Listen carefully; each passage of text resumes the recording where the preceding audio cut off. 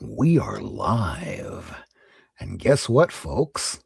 Well, we are here and it's the second week. So, welcome to Not Near Mint, where market failure and economic insecurity just means buying opportunities for us, the most addicted comic fans.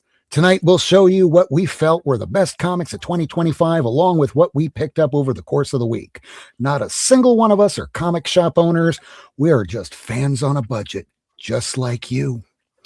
And if you haven't yet, like and subscribe because we've been on YouTube since 2019 and there ain't no stopping us now. It's the end of the week. It's the moment you've all been waiting for. It is your moment of zen. It's Friday, you bastards. The internet brings comic fans around the world into one comic book community.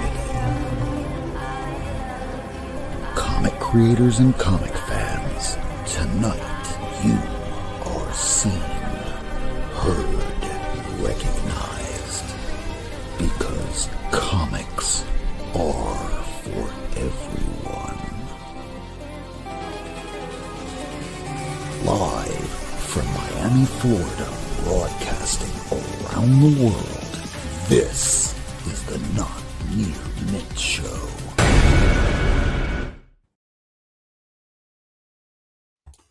Hey, welcome to the show, everybody. And Kevin making commentary for a shake weight?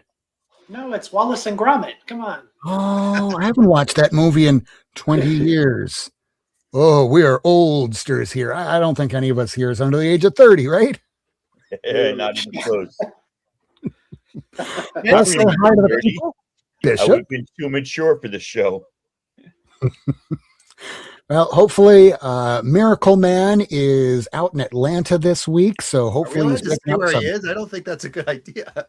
Nobody knows where he is to begin with. He lives up there in Canada. Oh, he's not a Canadian, even though he makes all those jokes, which kind of makes a lot of sense. Now I'm telling everybody where he lives in Canada. Oh, no. Let's just get right to the top 10.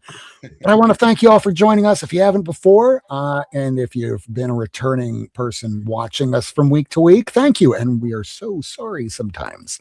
But we're just going to get right into it with our top 10. Oh, and it looks like we are joined by the late, great. Oh, she's not. She's here. Wait, what? Sorry, I'm a little late. The grape. She is great, though. But definitely not late. Not in a sense. No. All right. So I am going to change the camera on over and we'll just get right on to it. These are going to be the top 10 comics from, well, this week. It's the second week of December. We do it 5 down, 5 up.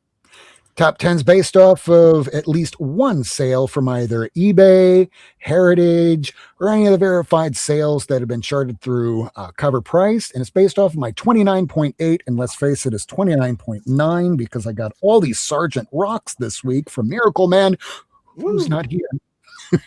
So I ran. If this book up is going down, that's sacrilege. Just take it off the list unless it's going up. Okay, well, this is one of those things that right back, the reason why I took the top 10 away for the period of time that we had the government shutdown was because I didn't want to say something like this today, which is very similar to what I would have said about maybe a month or so ago, that yes, this book is still up there. It dropped $187. It's the first appearance of the new X-Men. It's a great book. It's mid-grade, a very good find, 1975 book. Somebody paid $1,133. So yeah, it's still up there, but at least it's not like Marvel Spotlight, which has now dropped to the point where you can get it for $1,000 or possibly under in higher grade. Sorry, Tacoma, but it'll come right back up. It's up and down. Thank you. The next one ain't so nice though. Fighting 5, number 40, the first appearance of the Peacemaker. This thing came out in 1966 and in a very good plus 4.5 raw, down $111, and somebody got it for $264. And as we would tell you from every time I've shown you this book, before John Cena was cast, you could have gotten this from a $1 box. You could have found it for a $10 box. It was not expensive. Then all of a sudden, here comes John Cena. I'll give you $1,000 for low grade. And that's how that happened. But at least once the show is over, and yes, it will come back, but it will be located within Salvation, and it'll probably be called Checkmate instead. Nevertheless, you can get it for a little cheaper now. That's number 9. If you thought that's bad, well, this one's so much worse because it's a great story and it was charted for a movie. God Country, number 1. It's the B cover from Gerard Zaffino. It's the variant from Donny Cates and Jeff Shaw. And it's a great story. It's about this guy that gets dementia and has this awesome badass sword where he can fight off all the ancient villains. But anytime he's not holding the sword, the dementia, the Alzheimer's, it comes right back. It's a moving story, but because whatever happened to Donny Cates happened, it looks like the movie might not be happening anymore. We're not certain. There hasn't been any word about it. But somebody picked this up this week. Near mint condition, 2017 book for $9. It dropped 56. Great story, though. Just yeah. The sword is sentient, right? yes. Yes. Yeah. Or the he believes sword it is. actually has a role in crossover. Yeah, they use this character. Well, not the character, but they use the sword in crossover. I can't remember if they brought any of the characters from this, but the sword was fine enough. They bought a lot of the weaponry. They had the hammer from Thor. It was just Donny Cates being Donny Cates, but that book came out. And I enjoyed that the sword was sentient because the sword was like, oh, like this isn't my usual gig, but okay, I see it's exceptional. Yeah, that well, now that just lets me know I can get the cover right. Really, really bad. Yeah. Yeah. Coca-Cola. Kitty. Give my baby. All right, here's number 7, Silver Surfer number 1. First appearance is Shala Ball, first ongoing Silver Surfer series. This dropped 2, just not as bad. In a 2.0, because my copy, well, you can't see it, the back cover's hanging on by like a fingernail. $192 somebody paid this week. It dropped 48.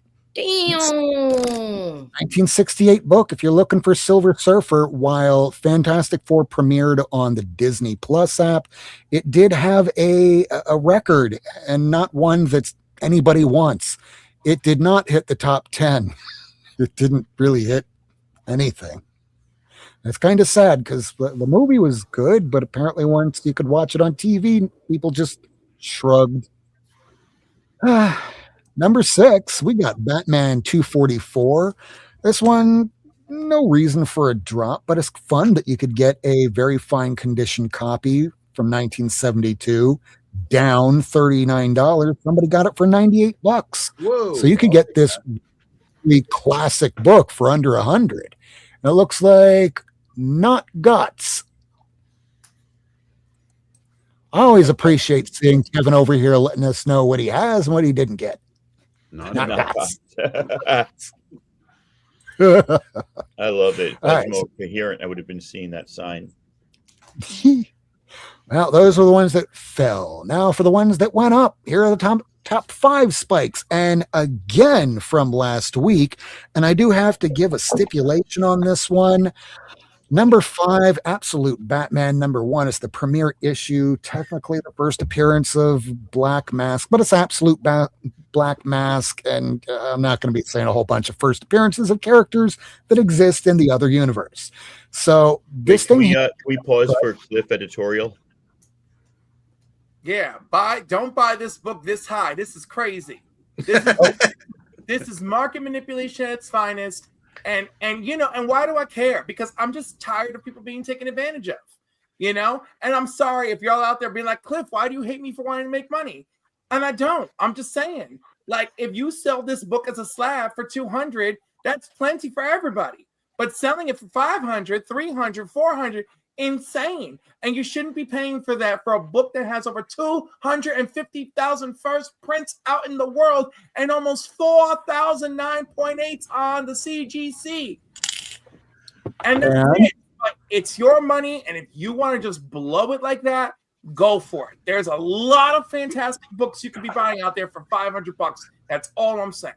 If you're interested in other modern books or comic book titles or historical comic book pieces like first appearances, or just like, oh man, this was the first interracial kiss, They're out there, and you could get a lot for $500. Oh yeah. Rent. What is Oh. the first interracial kiss? It's a what's his name? I have it. It's a Marvel 2-in-1. I have Yeah. the first Marvel. No, it's Iron not a Fist Marvel 2 in and- 1. It's not a Marvel 2 in 1. It's the other dude. Team up.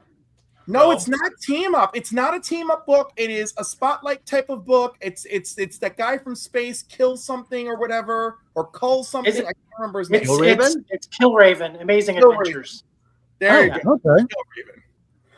Well, here's a side note that I can attest everything to what Cliff just said, because this thing here, it went up $45 back on Thursday.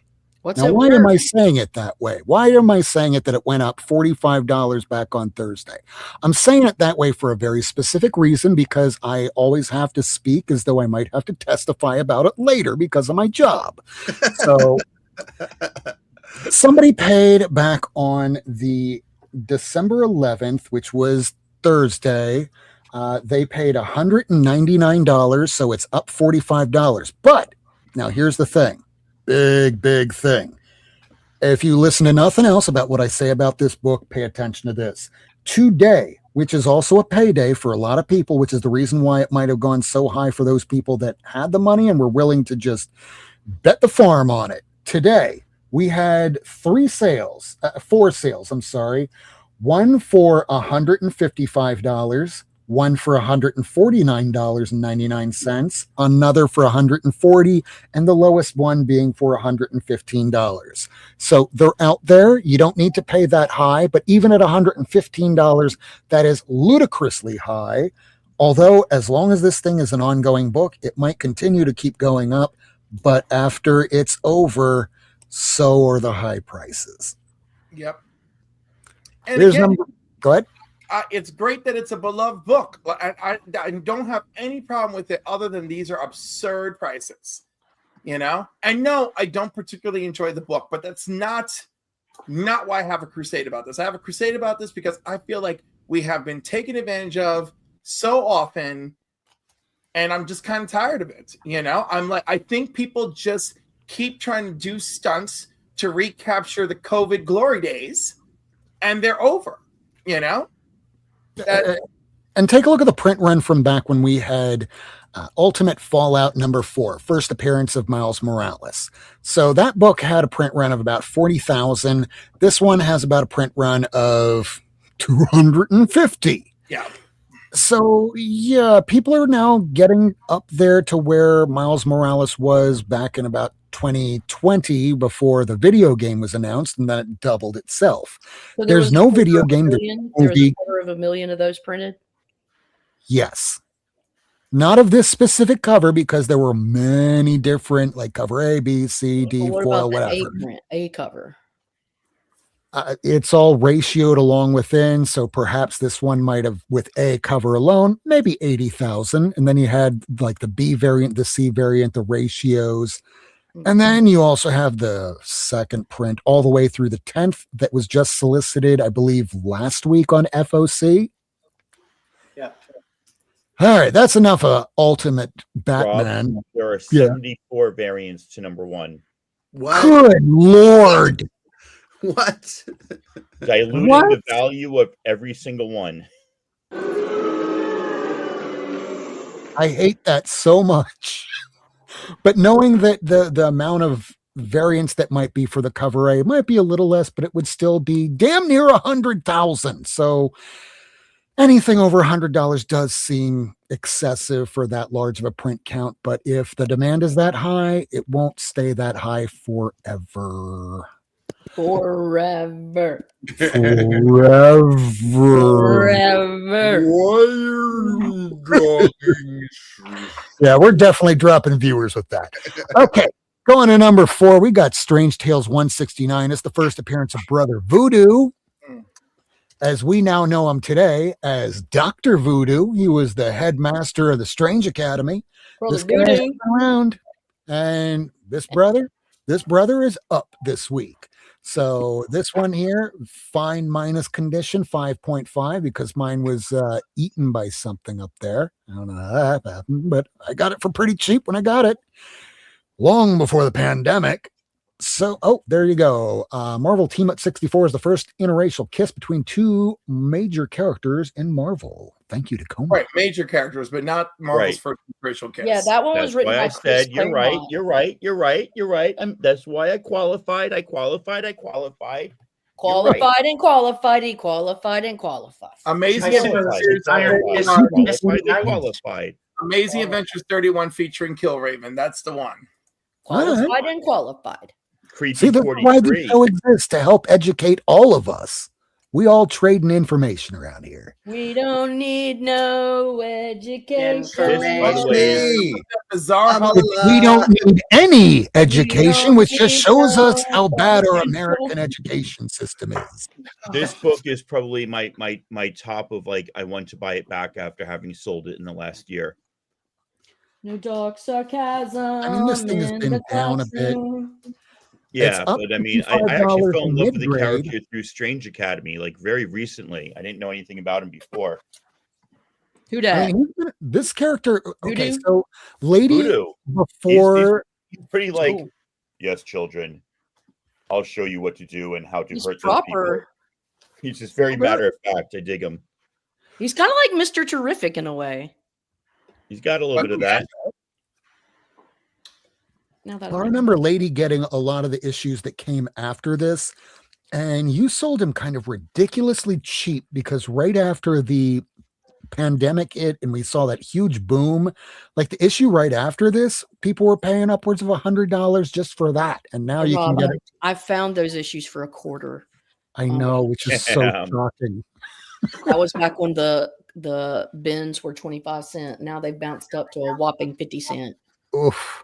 Oh, rip-offs all. No, I mean, you've got some good stuff down there. Well, this thing here, it's up 55. So in mid-grade, somebody paid $132, but there's certainly enough of these out there. So you just look for a not so great week on the stock market, which was today. So if you're looking for this book this weekend, you might still be able to get it for less because there's Don't remind me. competition. Go ahead, All lady. my money in groceries right now. Yeah, that's most of us. I'm just like, I'm not going to ever be able to fucking retire. Oh, none of us are. That's why I have comics.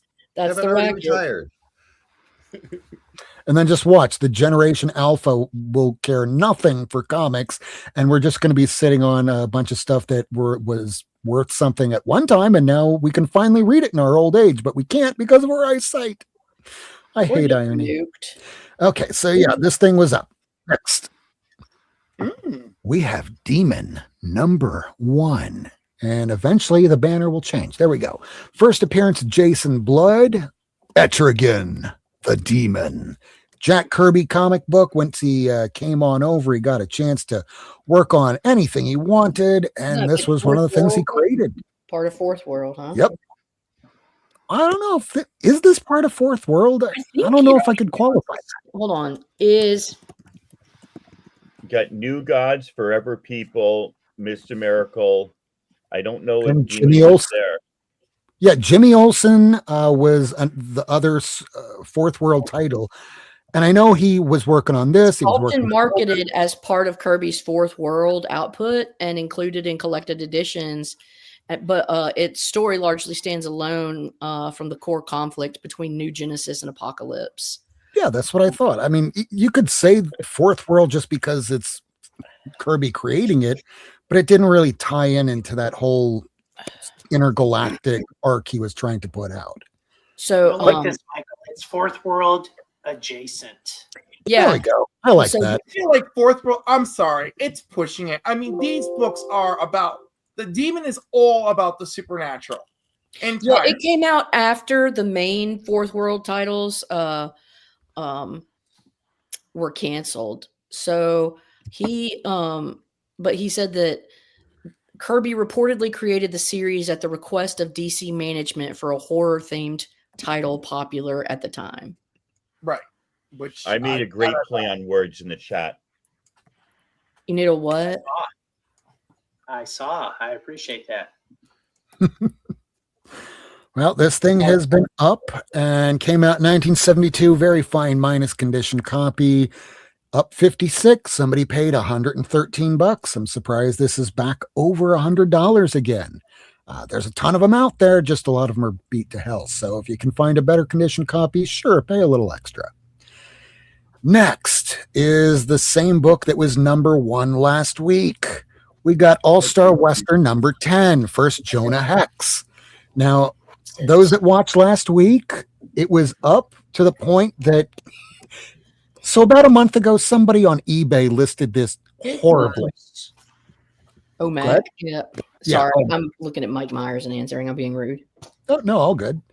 So this thing here last week, I was already saying it was up about $100 because earlier that month, somebody posted in November a copy that they didn't say Jonah Hex, didn't even spell the name right, and it sold for $10, under $10. I mean, it was over after shipping, but holy How you crap. find the deals? Is it like it's fucked up? They don't do like they don't correct like the labeling is shitty, and because they have listed it under a shitty label, it ends up getting like that's what you gotta look for. Yeah, like here's another thing that I always tell people.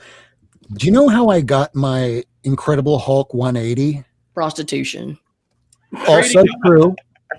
That is true. I was once a art director, you want to call that, for a watch company, but it was earlier days in eBay, and I was just looking for lots of Incredible Hulk. And somebody had a lot, and a bunch of issues were listed, and of course the 181 wasn't there, but guess what was? 180. 180 and 182. The coupons were cut, but I got about maybe 20 issues for 60 some odd dollars, and the 180 and 182 were in there, and they were both like 6s, but they're fine. Literally fine. So yeah, this thing is up $85 to $262, and this is more of a price correction after, I guess I've been saying it and a few others have been saying it about that really poorly worded listing. So now people are going, oh crap, maybe now's the time to get my first Jonah Hex. He might be in a movie. He's not in a movie. Not since Josh Brolin, and probably not again for some time. And Megan Fox. Don't forget about Megan Fox. She Who? played Jonah Hex. Yeah, she did. Oh, I want to see that. Ginny Hex. Well, she'd be too old for Ginny. Oh my God, I can't believe I'm saying that. All right, next book. Last book, Fantastic Four, number 9, is the third appearance of Namor, the Submariner, and the Silver Age. And this thing was just kind of down anyway. A lot of the Fantastic Four books were down since the movie. So this thing here in a very good minus from 1962.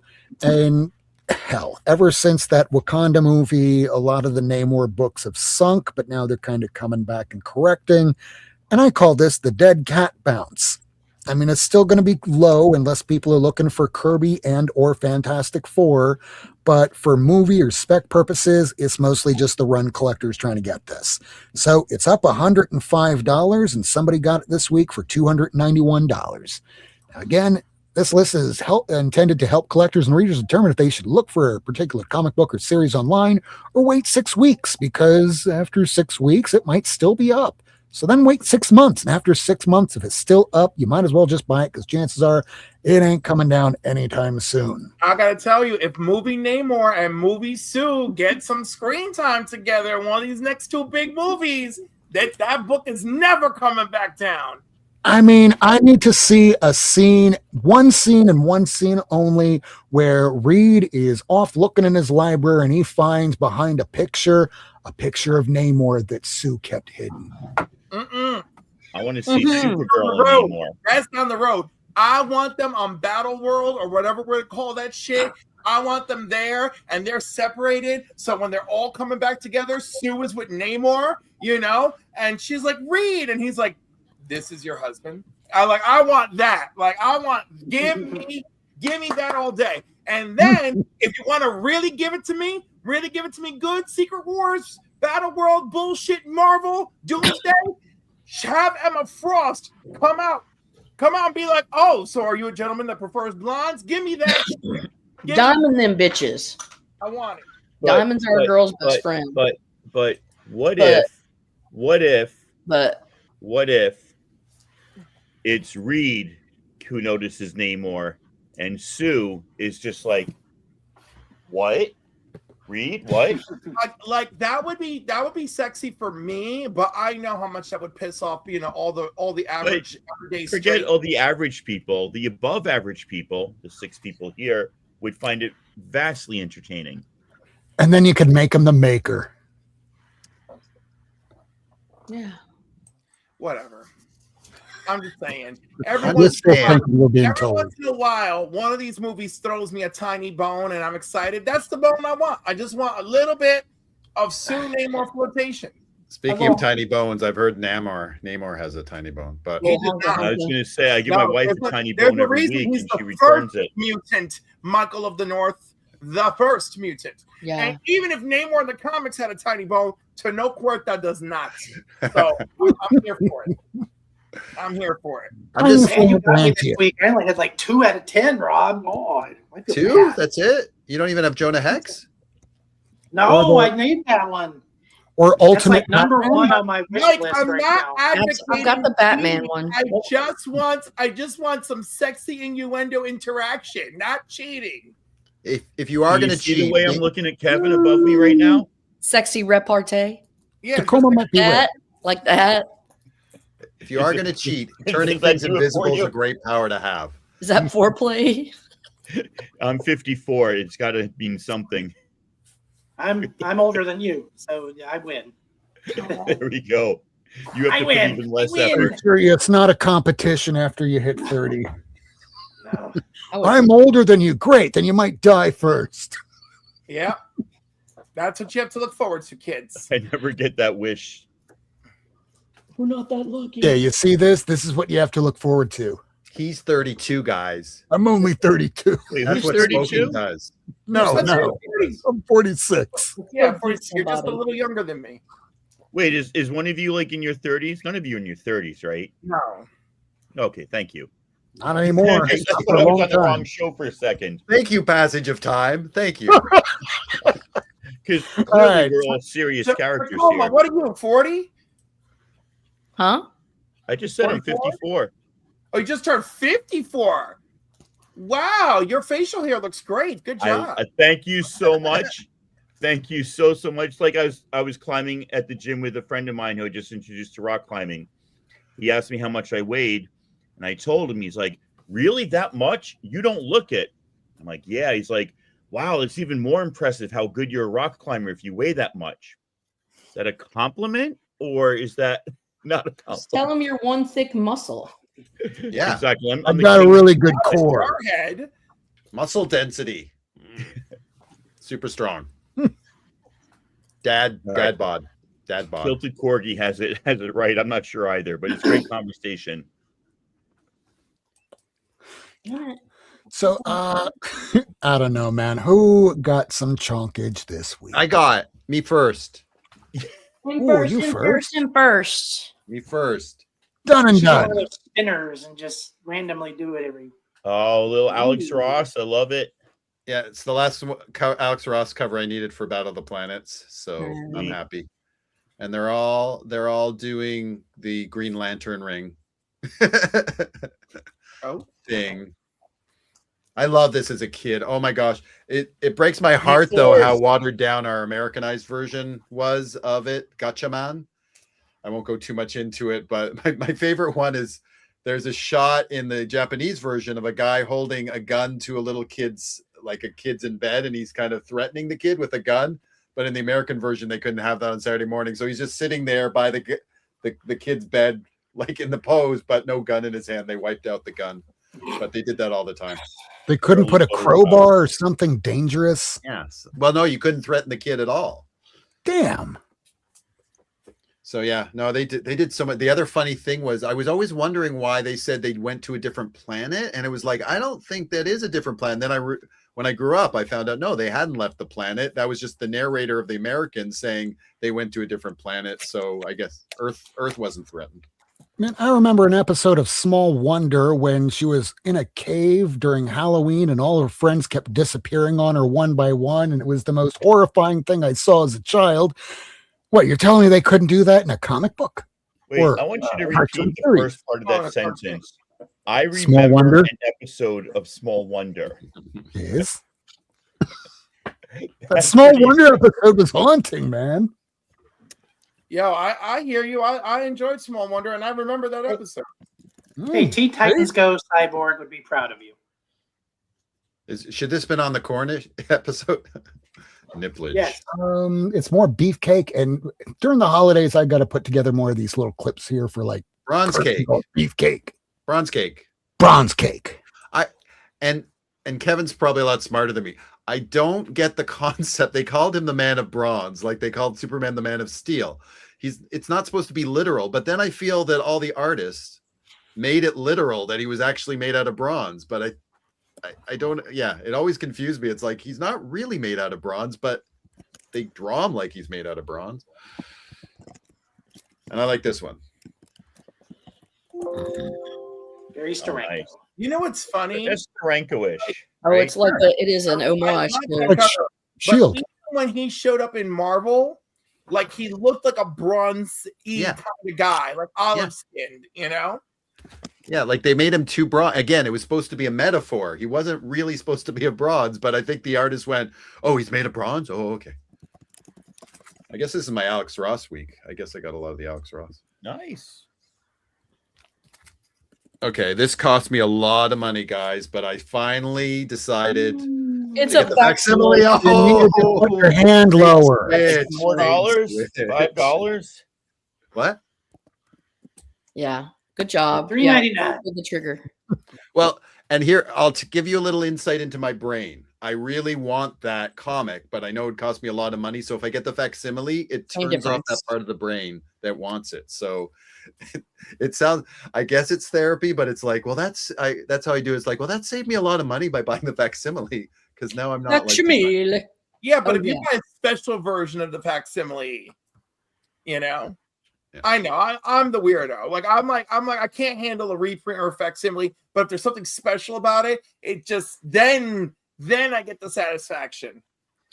That For me, I doesn't can even handle it qualify 'cause- you as quasi weirdo. Like there's again, I'm weirder not going to things people spend here do. $2,000, $4,000 on the actual one, but and the other thing that frustrates me, I had the Marvel Tales one, which actually sells for a little bit, the red cover, Mhm. but when I sold my comics to go off to university, somebody must have snatched it. Boo. It's gone. And this is another one I would like the original of, but again, there's no Yeah. way I I'm gonna missed do it. that one.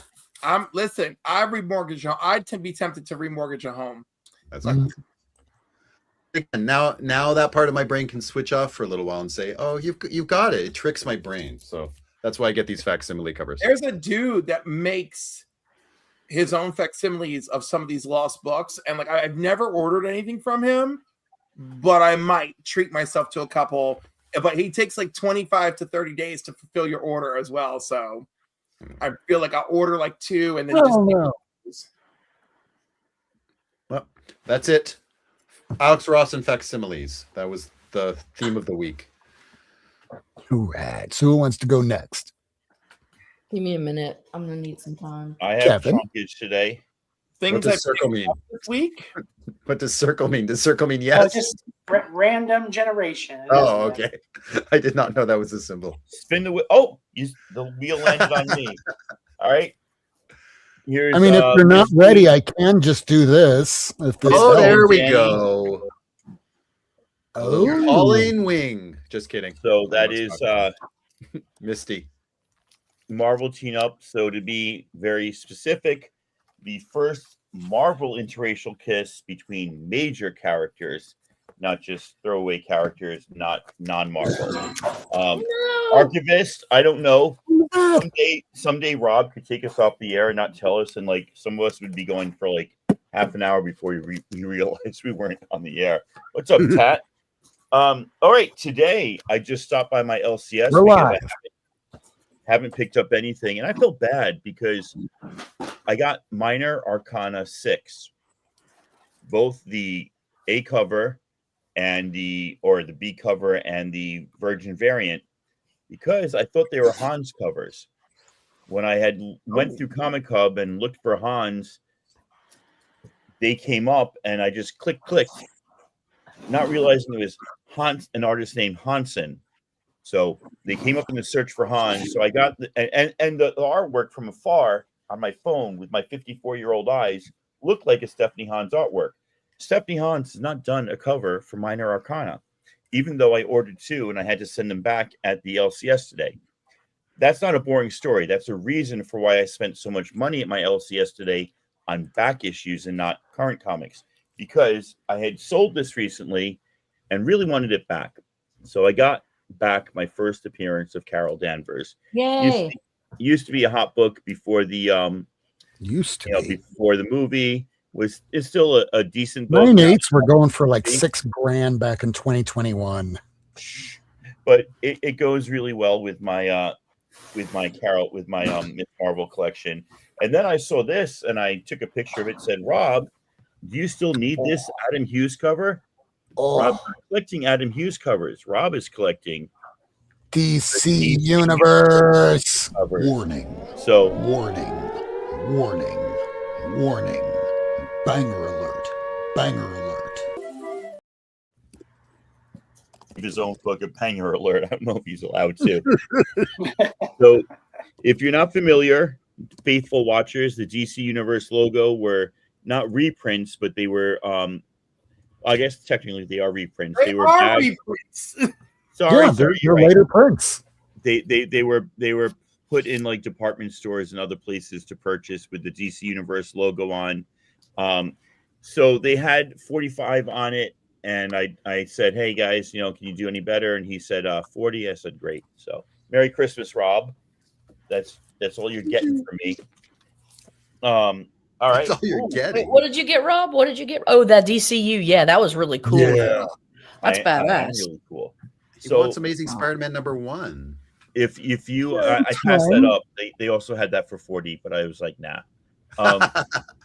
They also had at half price Crack Toast. I don't know if you guys know Crack Toast. He's local.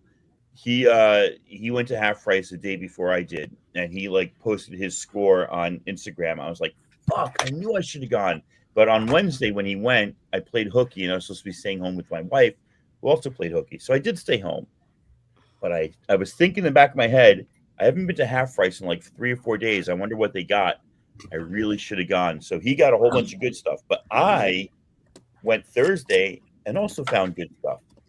So I found Marvel graphic novel number 12. This issue of Dazzler in graphic novel style in like late 80s haircut style or mid 80s haircut style takes place right between Dazzler issue 34 and 35. So if you are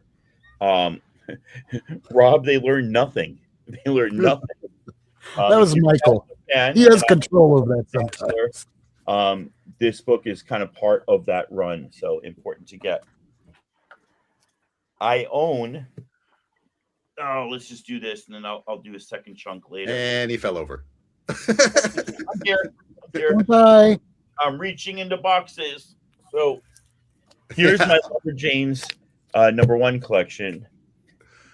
I got #1 signed by all the people, or most of the people. And I got #1, the second print, signed by one of the people. Because I found this one, I sent Rob a second print. And this is the cover B. This is the Cards, Comics, and Collectibles exclusive. And this is the Casablanca Comics exclusive. Oh, show me that one again. I want to see that one. Go back. That's cute. I love it. Crayon-y. I love the artwork on this. This is the Calgary Expo exclusive. This is the Challenger Comics exclusive. Oh, what does Also that look like? Featuring a canoe going over a waterfall. And this is the Emerald Find the City little man in the Comic-Con canoe. exclusive, which I had bought, but then I found this issue for $2 where somebody had put Ripley's hat on. That's what that ba is. And a whole bunch of nice signatures there. The only 2 #1s that are missing from Lumberjanes were the 1 in 25, and there's a character design variant out there. If anybody has the character design variant and is willing to part with it for a $1 amount, please hit me up at Tacoma Comics on IG, and I Which will one is gladly that? out with you. The character design variant. This is the 1 in 25. Oh, that is- Lumberjanes. yeah, He's Lumberjanes. also open to trade. Yeah, I got you. Yes, I am as well. All right. I still have like the rest of my chunk, but I can let somebody else go if you want, because I tend to talk a lot like a middle school teacher. You mightn't have noticed, as well as the people out there watching, that we are down one Miracle Man. Yeah, I think you should keep going. So He guess found what? out. Our next person showing books is Tacoma Comics. Whoa. I'll talk like Miracle Man. This one has a lot of tits in it, but it's actually a good book. What the fuck? What the fuck? Come here. You want Uh-oh, suddenly. Oh, it's a good boy. Censored. You didn't see that. All right. Those comic books were printed on cereal boxes. That's very accurate. I found it. This scene scared me. I mean, I was still in like 4th or 5th grade when this movie came out, and just like when they walked in and Lando's like betrays them, and Darth Vader's there, and Han pulls out his blaster, and Darth Vader's like, Force, zoop, blaster in my hand. This scene scared me. So there's so many Star Wars variants. I didn't get them all, but to find them at half price really cheap, I got this one, and I got this one, and I got this one, Wampa, and I got this one. Chewie, like the sympathy he showed to C-3PO in this like part of the episode was really sweet. I already had it. I wasn't going to pass it up for $2. I already had this, but I wasn't going to pass it up for $2. I love that. I love that cover too. It's beautiful. I know you do. Yeah. And the big reason why that one's a bigger book than most of the rest is because pandemic book. Oh, I just. That was like from the very week of or after they shut everything down in March. Yeah, it's like March 2020 book. You have more going up in here than I do. I can't keep all these facts together. Finishing my gem run. I got 8. She's outrageous. Subcover, subscription cover, not a BDSM reference. I got 19. Somehow they were missing 20, but I got 21 and 22. If anybody's interested, Gem is one of Kelly Thompson's earliest consistent work. So she's an awesome writer. It's actually worth collecting, even if it's not like your typical fare.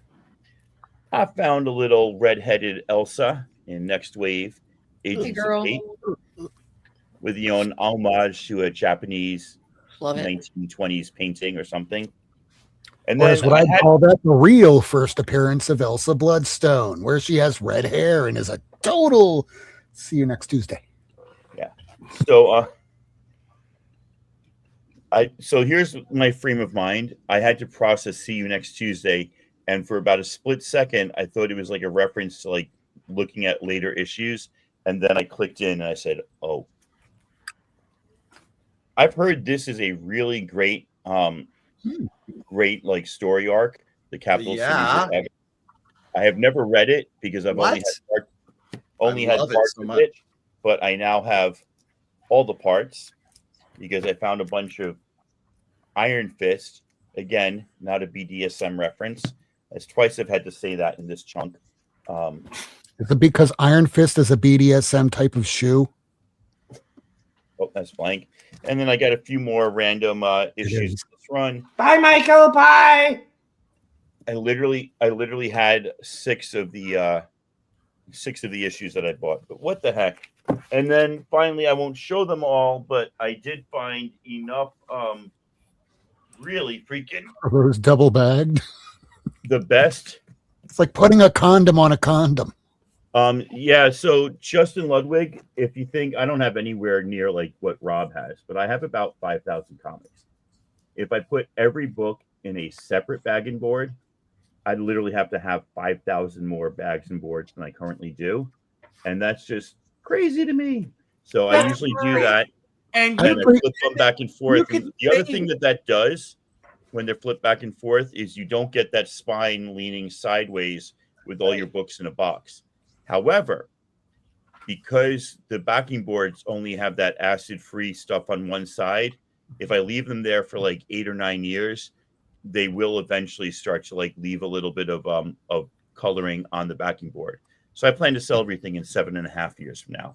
Another thing that I could put out there is that about maybe 6 or 8 months ago on Jig's Kingdom, there's a guy that was showing some of his books, Craig69, and he was doing what you do.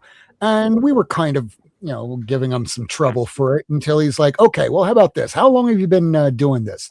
Since I started. Like, well, what's the oldest stuff that you have? Can you pull a couple books out? And he did, because I just wanted to see if doing that might have ruined the book, if it would have slouched in the box. And he pulled a few out, and they look just as pristine as the day they came out. There you go. And so the last thing I found was I was wrong. 3 through 20 of ElfQuest, and the ones I have in my hand right now are 6 O's. Maybe 7 O's, because these things got ticked a lot. But the ones that I found were 7 5s, 8 0, 8 5. So I upgraded my copies, and I now have a full set if anybody wants to buy them from me. Of pretty decent. These are magazine size 11 by 17, and they usually get pretty ticked up and pretty bent. This is still a decent set, but the set that I now have for me is even better. So there you go. That's what I found this week. All right. Make a show about somebody else now. So who wants to go next? Sure. Is it about stuff we got this week? If you picked it up this week or the last couple weeks. Show that has the word comic book in front of it. All right. So recently from this week, Ultimate Spider-Man 23, the second to last issue, and then the last issue is going to take 2 months to come out. Ugh, penultimate issue.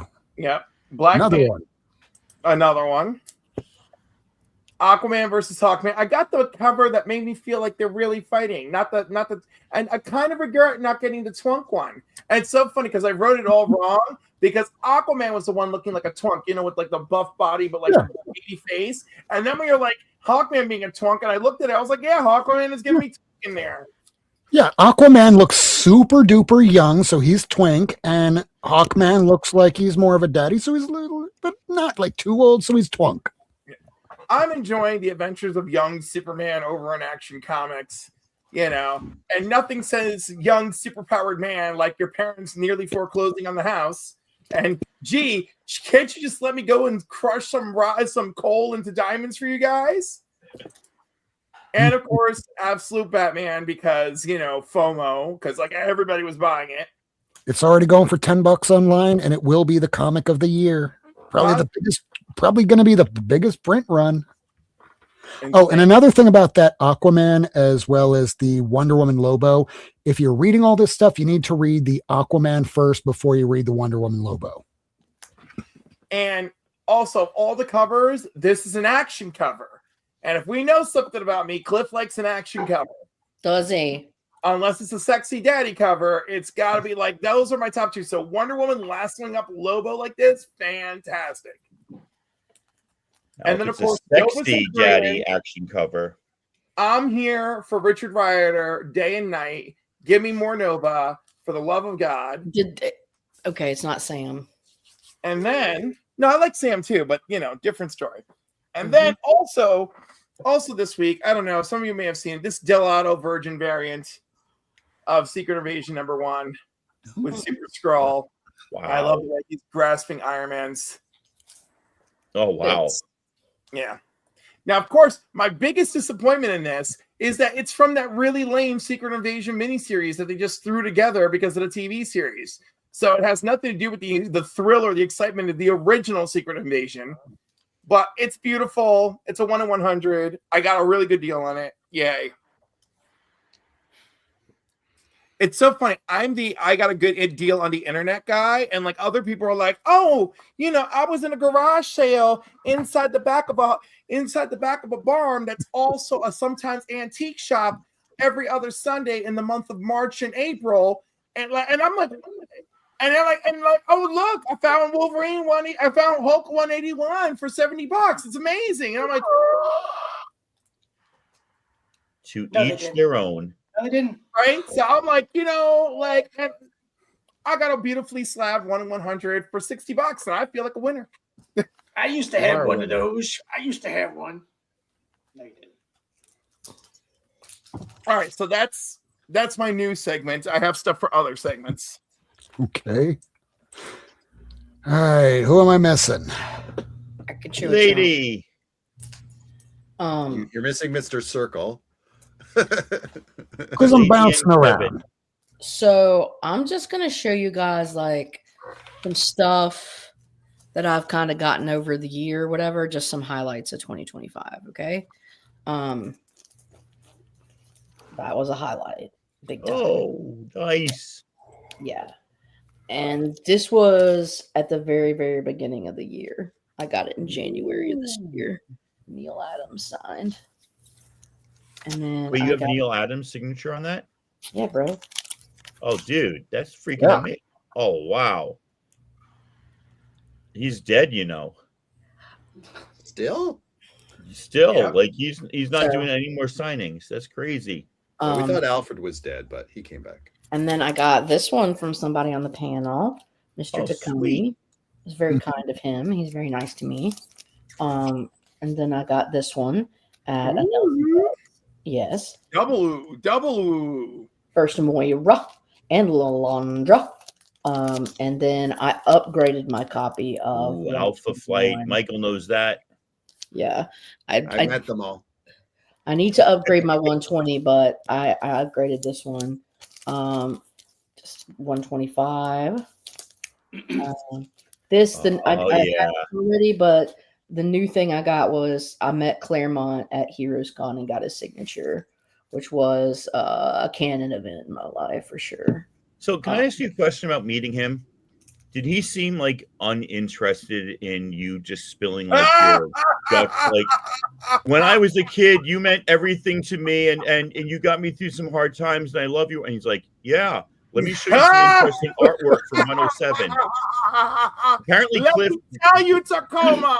Let me tell you, she went. Cliff might have a similar experience to what I had. I got a Claremont story. Can I give it to you? Greatest weapon ever. She went with a sexy bitch dressed as Emma Frost. He smiled at me.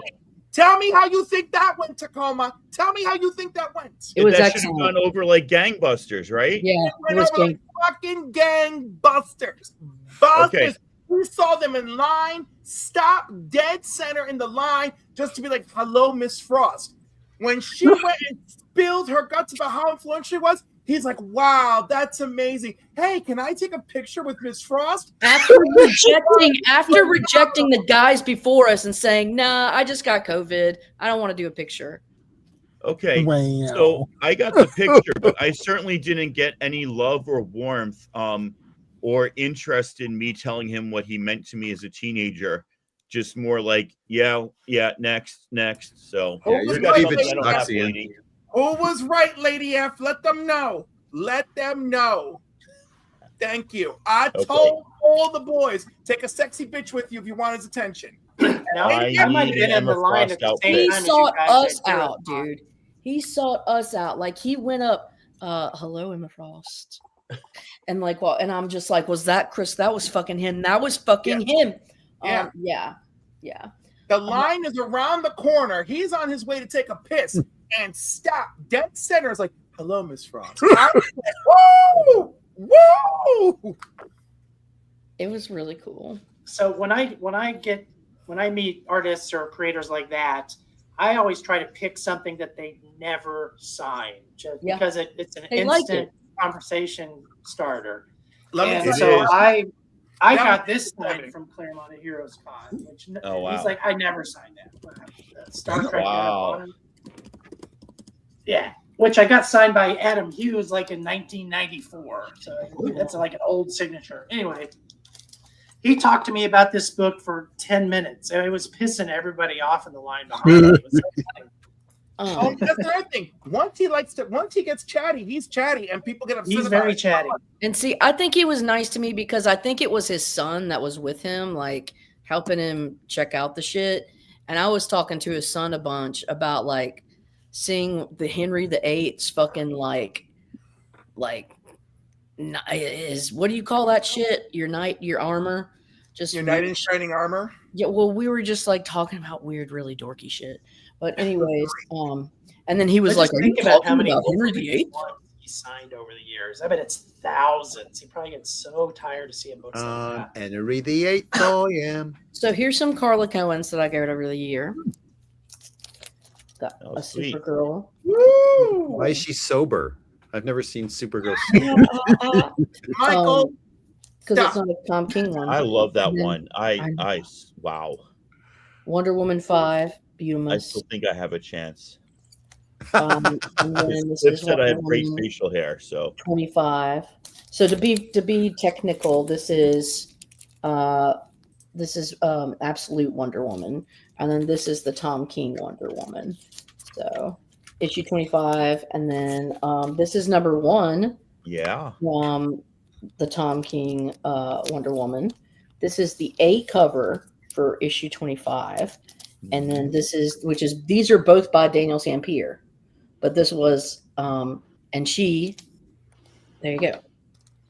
This is just teeny tiny on one cover and takes up the whole thing on the other. I'm just gonna say I liked the Mouseman arc. I hear people saying, "Oh, it dropped off with the Mouseman arc." I like Mouseman Nose.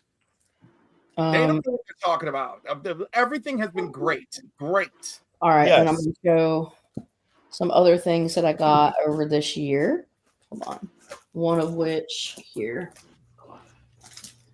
Because I'll do a second chunk too. I like Tacoma or Cliff's doing whoever. There's that decal, number 1, Absolute Wonder Woman. Love it. Love him. I got to meet him at Heroes Con and get his autograph and talk with him, which was a delight. Supergirl, Woman of Tomorrow. That was a good one. Tom King. I got him to sign it. Here's the Dollar General print. Issue 2, A cover. Issue 3, A cover. Issue 3, B cover. Issue 6, A cover. Issue 6, B cover. Tally. Issue 7, A cover. Issue 7, B cover. And issue 8. So I just need issues 4 and 5. 4 and 5. 4 and 5. And then let's see. What else can I show?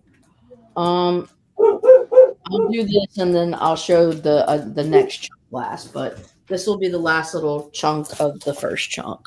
Sorry. I'm being a chunk hog. I don't care. Batman. This is Cliff's favorite book ever. That went up this week. It went down today. Oh, what are you showing there, Tacoma? So we were talking about Namor and Supergirl, and there they are in cosplay, just random, whatever. Sorry to interrupt. All right. Boom. Batman Absolute for first print, number 1. You are rich, man. All of Mortgage, these baby. are Boom.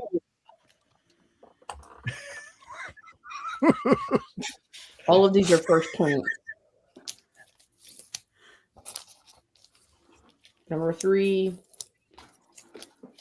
4, and a lot of these are first appearances. So swole. 5, he is a little small. HGH, baby. And creatine. 6.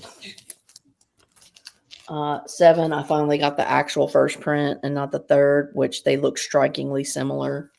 Nice. 8, first print. 9,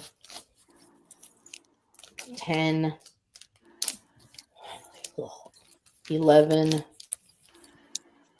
12, 13, 14, Whoa. and 15. So I got them all. Is Yeah. that Croc? Is that Croc on the cover? 15? No, this is the Absolute Joker. Yeah, What? Are you he's serious? like an eldritch monster. Oh, okay. In fact, with this particular Joker, they're doing what he was intending on doing initially in Batman, but DC didn't let him. So they're bringing back the Pale Man, the idea of multiple generations of Joker, who is literally the same person. Yeah. Gnarly. Wow. Anyways, I will show my second chunk later on the second rotation. All right. I've got to be forgetting somebody. Kevin, did you show books? Kevin. There you go. Like I'm bouncing. Nothing's in a circle here. There's no clockwise, counterclockwise. You need to get a little spinner wheel. Do it that way. Okay. Do you remember seeing old Western comics, Rob? Then you didn't see Kevin yet. That's fair. I got one this week. More comic readers. Some of the smaller ones. Sweet. I've got one smaller one. This is 153 with the back cover by Al Milgrom, Spectre. Beautiful. James Bond villain. 154. That's Jim Starlin cover. 162 is the one I have, or 63. Then another Al Milgrom with Charlie 13, Charlie 5. I can never remember his name. Charlie something. Charlie. Yeah. You know, Rob, what's his name? Charlie 27, Charlie. Charlie I was trying to say Charlie Vox, but like Charlie 27. 27. This one's been elusive. I finally found this. Is Showcase 81. I almost got that book this what weekend. What is that? Evan, it's a showcase. Showcase number 81. I've never seen that. Yeah. Holy cow. I've been looking for it for a while. It's got a little tear right here, but you can barely see it. So it's a good placeholder until I find a nice Windy one. and Willie. I think I can find you an actually really good copy for. It's like they took the old like Dobie Gillis comics and they redid some of it and redid it as Windy and Willie. That seems very. I think it had its own series and it lasted like 4 issues. It was a short run. So, ironically, I got All Star Western 11 this week. So 10 is the only one in the series. That one's going to take a while. Nice. That is ironic. Yeah. Isn't it ironic? That's why I'm making the sad face. I got two pretty early issues. 2 early issues of Green Lantern. This is number 17. Ooh. Lantern. Oh, wow. Wait, I think they may be the same person. What? And then number 19. Nice. And then, of course, Michael, I got a Western. And it's Slab. Kid Colt number 29 in a CGC 70. This is from 1953. Oh, the year I was born. No, it isn't. What? So I still haven't done a video on my obsession with Atlas Westerns. I don't know why. I need to do one at some time, but these are just very hard to find in even mid grade. So I'm always happy to get one. I have a Lorna the Jungle Girl. Yeah. Atlas. Lorna of the Jungle. I just talked about Lorna of the Jungle. We're the first 4 issues of Jungle Tales. Yeah. Print some of that stuff. Anyway, that's it. I got some stuff for year in review, but I'll save that for later. Did you get a good auction bid? Were you bidding on that in auction, the Slabby Slab? Yeah, I got it on Heritage. How many people were fighting you for it? Not a ton, but there is a small number of people who collect this stuff, and the fighting can get a little fierce sometimes, particularly if you're fighting over like a first issue or a minor key. When it's just sort of the filler like this one is, it's usually not too bad. There's just not a lot of them around. That's the problem. That's it. I guess we can ladies' second chunk, or Rob. You can go. Rob hasn't chunked. Tacoma has a chunk. I have a bit of a chunk, and I'm not going to show all of it, but you might have heard that I picked up some war books over the last week from Miracle Man. He's not here. I wish he was, because I'd show like some of the better stuff, but get a load of this. I heard you had a goiter. Damn, girl. What's a goiter? Bro, you don't want to know. Isn't it like a growth on the back of your neck? Yeah. What? Oh, I just call them new friends. Think it has to do with like iodine insufficiency or something? I just call it my squishy bumps. So, so these are all war comics. They're all our Army at War and Sergeant Rock. That's what our Miracle Man sent you? Yes. All of that. All that. Yeah. Well, free. I bought it. he sent me a couple that were like gifts that he found from another shop, but this was from, so he sent me a picture where it had Our Army at War 81, 82, 83, 84, 85. And I'm going, had I have seen this a couple weeks beforehand, I would have gotten my Our Army at War 83 from this guy, and it would have been in better condition and cheaper. So here's some of the ones that I got from this week. Let's change the camera over, and I'll just do some of the older ones and some of the first appearances that I have in here. Your wallet lost this war. Yeah, my wallet absolutely lost that war. So these go back from 1953. I'll just keep the box down here. So Our Army at War from issue 17, and they just go up from there. Jesus. So they don't have any first appearances or anything, and it's not licked and stolen like the issue of Our Fighting Forces that Ian sent me the other week. They're all 10 centers, yeah. Beautiful. Very nice. Look at that from 53. Look at that blue. That was crazy. Now, which war are we talking about here? We're talking about the Second World War. Oh, the one where the Nazis were the bad guys, and we all thought of them as bad guys. Nobody was really arguing over the fact that the Nazis were the bad guys and not like, no, now it's just politically disenfranchising a certain segment of our voters. Nazis! And like Jack Kirby said, I don't know a lot, but what I do know is if someone tells me they're a Nazi, I punch them. But if it was during the war, he just shot them.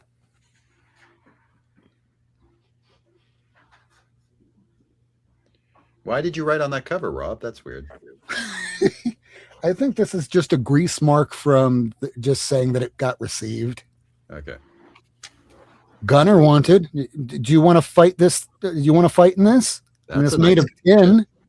If somebody shoots it, it's going to go right through. I actually just want a man named Gunther. I like that. that. A sticker on the plane? What number is that? I want that one. This one is issue 66. 66. Pick up sticks. We got some Nazis. Nits. End of the line for you, sucker. In the combat cage, looks like a Jerry Grandetti cover. It's got Ditko eyes. It's like Betty Davis eyes, but more crackling. Betty Ditko eyes. Flying mosquito. I don't think that's. Yeah, let's just shoot at the plane coming at you. Yeah, I don't think that's how you shoot down planes. Yeah, I don't think it quite works that way. Ooh, that's beauty. Explosions, and it's coming right over his helmet. Ooh, If war can produce covers like that, maybe I misjudged war. What was that, lady? How many comics did he send you? 69. Yeah. So mature. And I'm not even joking. When I counted them all, it was 69, dude. Now this, for those that don't know, is issue 84 of Our Army at War. What does that mean? It's the second full Sergeant Rock. And this is a nice condition copy, too. Laughter on Slaughter Hill. This one's a pretty nice copy. This is the first appearance of Ice Cream Soldier. He's this young kid that joined Easy Company. He's like really nervous, and they're out in the cold, out on the ice, and he's the one person that actually kept it together. So they started calling him the Ice Cream Soldier. At first he hates it, but goes, hey, they think I'm cool. Okay. I can lick him. Now this one's a lower grade copy. This is the first, I think it's Zach Nolan, but the whole side is blown out. So I can live with it. It's a 1.0, but I'll take it. It's the same with my underwear. You blew it out. Blown out? Oh my god. Just fucking with me. Cut down on the Chipotle. No. We just veered off. I'm not mature. Now, just prior to showing these, I remembered what this was the first appearance of, and after that Chipotle comment, I completely forget. You made me forget a comic book. The Burrito Bandit. First appearance of the Burrito Bandit. I think that's Army at War. Yep. I don't know who's that's the first appearance of. I'll figure it out later. But those are just some of the better ones that came in. And I did tell Bill in Colorado that I'd show him like a short video of some of the stuff that I got from him. But I don't want to take up the full time because not everybody's into war comics like I am. But it's one of those genres I love, just like how Kevin loves his Westerns. And his wife. And his wife. Who he just has to get to dress up so he can get the attention of Chris Claremont in line. Yeah, that's true. That's right, man. With a very rare Western heroes. I have.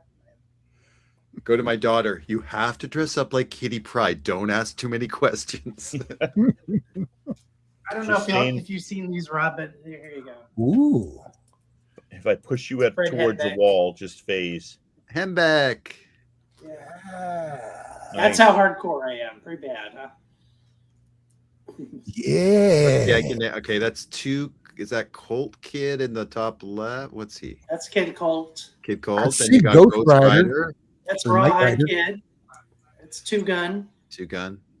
That's Ghost Rider. Yeah. The original.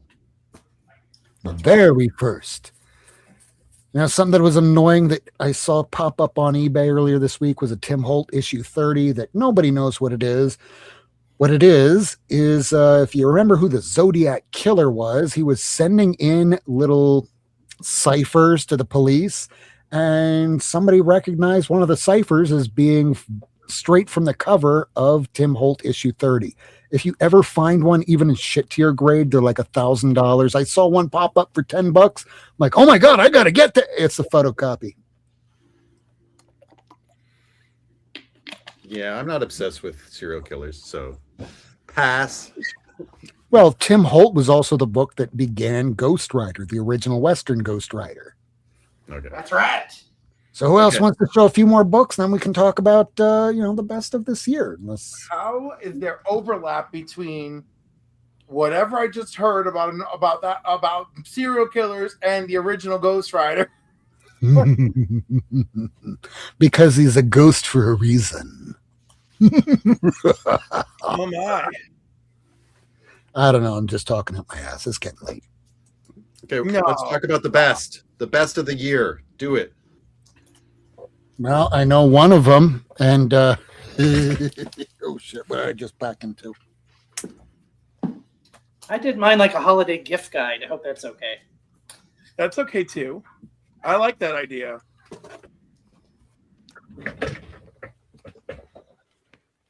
It's like this. Wait, what's going on? I turned my head for 1 second, and Michael, what are you doing? Somebody gave me this sign, I think. Am I seeing it Yeah, wrong? this. What?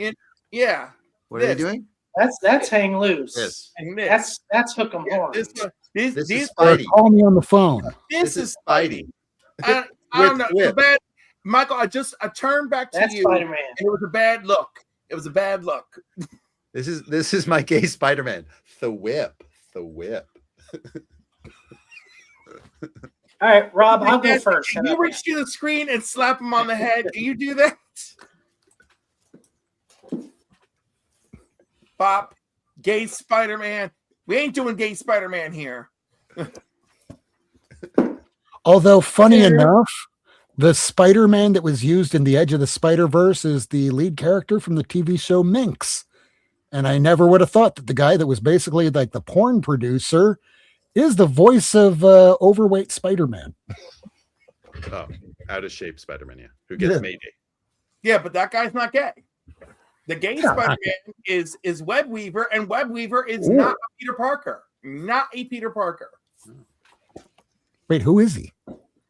I forgot his real name because I was so pissed that he's not a Peter Parker, because nowhere in the Spider-Verse can a Peter Parker be a homosexual or even bisexual. But Gwen isn't Gwen? Gwen is not a Peter Parker. It's not the end of the world, apparently.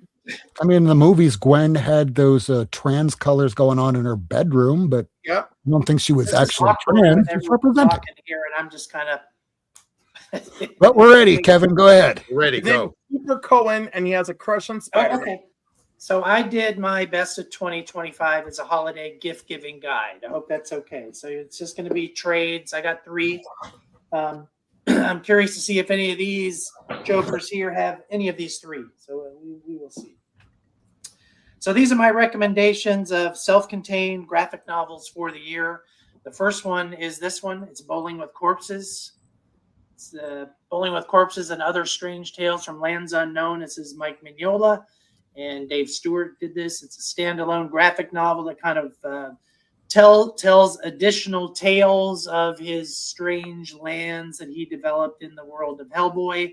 So it's Hellboy adjacent. There I am using that, but this is really terrific, and it's the first stuff that Mignola has actually done the artwork in for quite a long time. So if you are a Mignola fan, definitely worth picking up. It's $25 retail.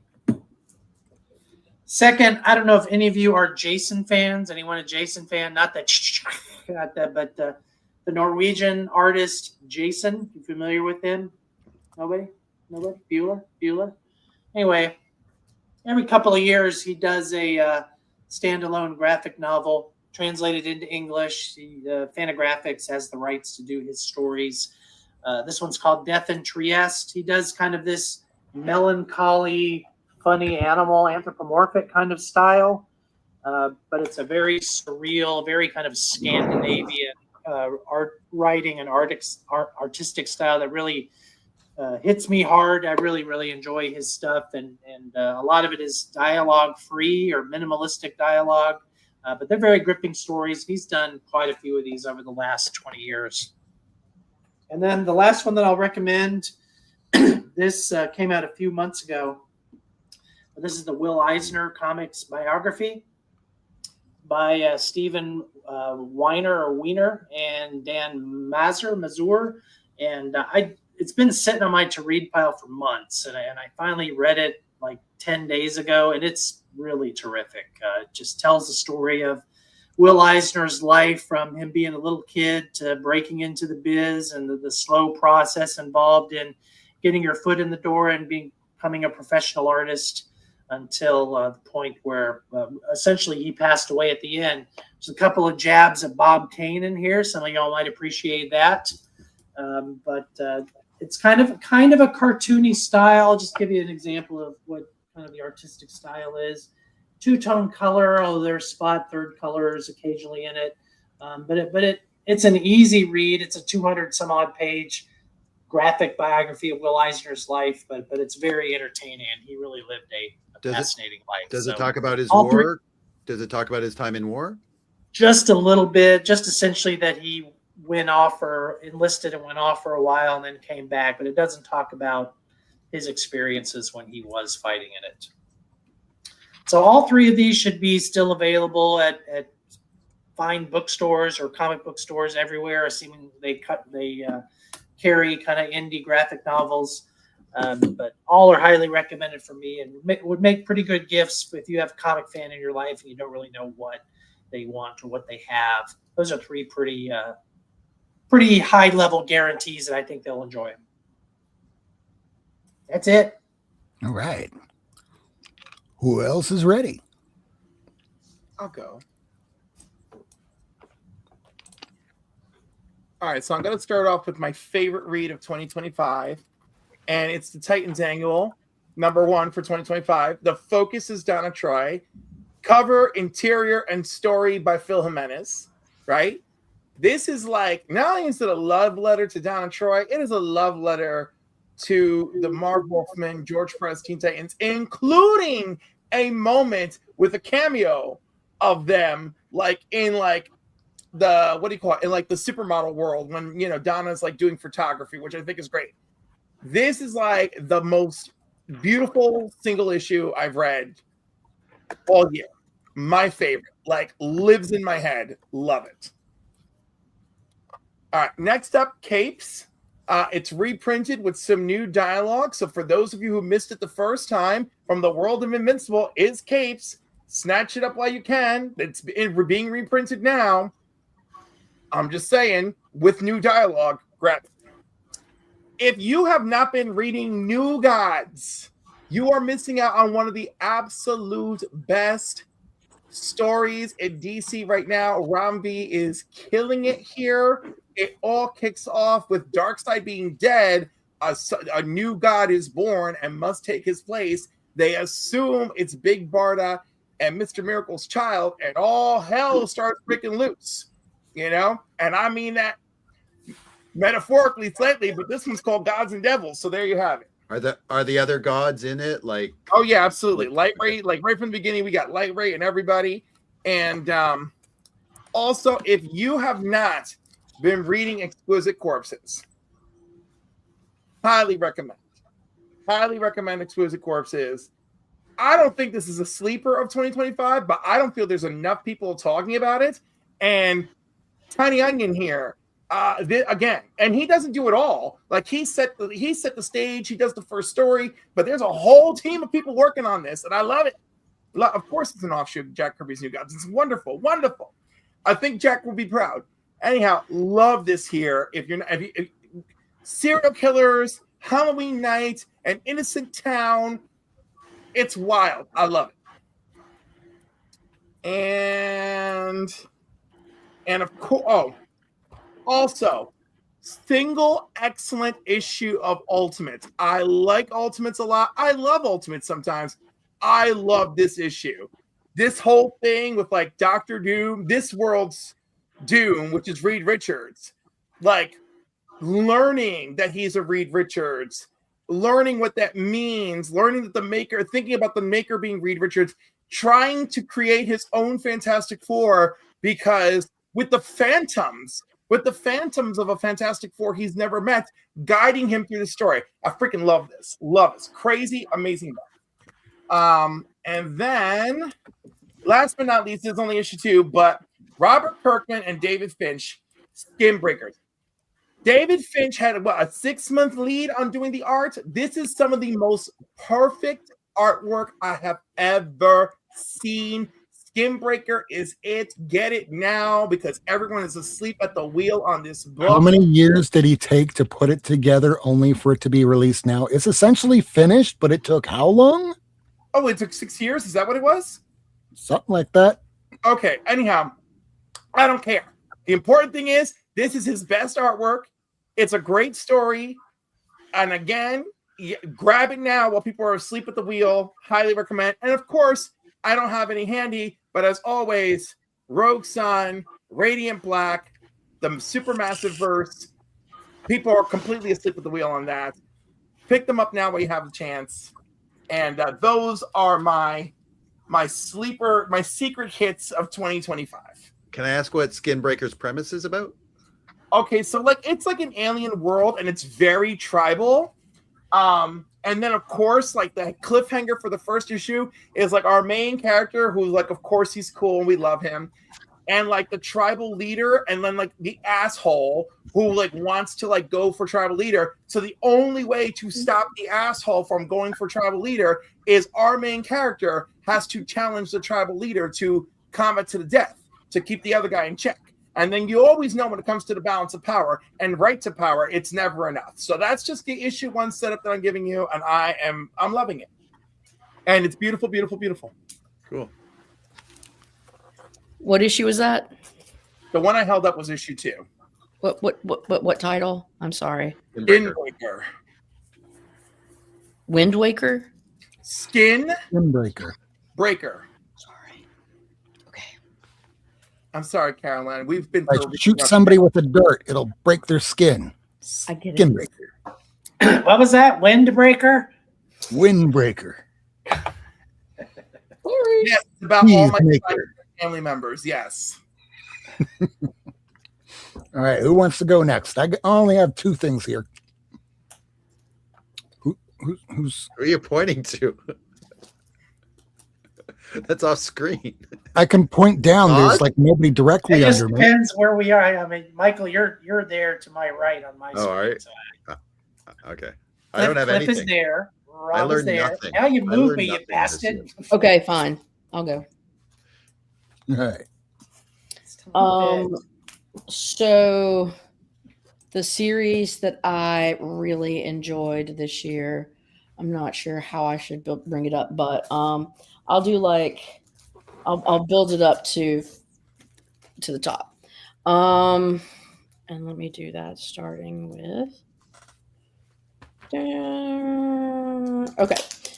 And then this, and then this, and then this, and this. Okay.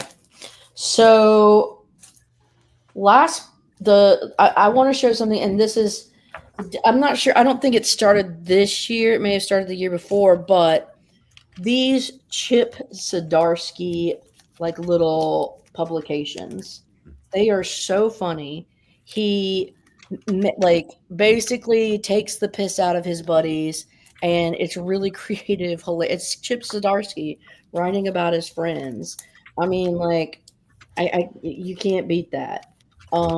So, anyways, I think this was great. I think he should do more of them. Don't stop, and because it's new. It's just like a nerd zine amongst the artists and authors, and I don't know. I think it's funny. All right, next up, I did enjoy Doom Academy. It was cute. Nice 6-part, self-contained. So that's that. I didn't have. This was the only one I had on me, but I really enjoyed it. Let's see. Oh, yeah, fun read. Deadpool, Batman, fun read. Why not? Fuck it. I don't usually read the whatever. Zdarsky's Captain America.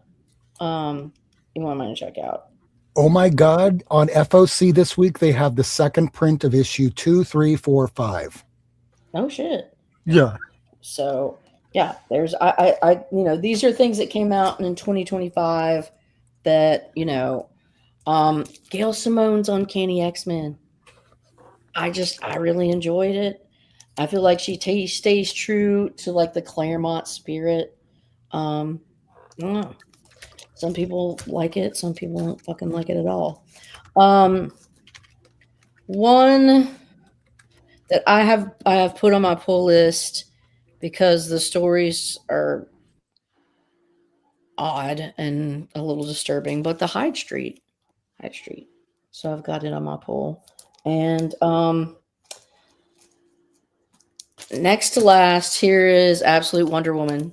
Oh my God, Kelly Thompson is just I loved what she did with the Captain Marvel series, and she just seems to be on a roll, and so she's doing great with this. It's mine too, Gabriel. It's the only one I have on pull. It's the only one I have and then number one for me, Santos Sisters. Of course. It is so funny. They make fun of every trope in the industry. It's satirical. It's very tongue-in-cheek. I love it. It's so, I can't recommend it high enough. It won the Eisner this year for best ongoing series against the big two and Image. So there's a reason for that. It's because it's so fucking funny. Anyways, that's what I got for my, the shit that came out in 2025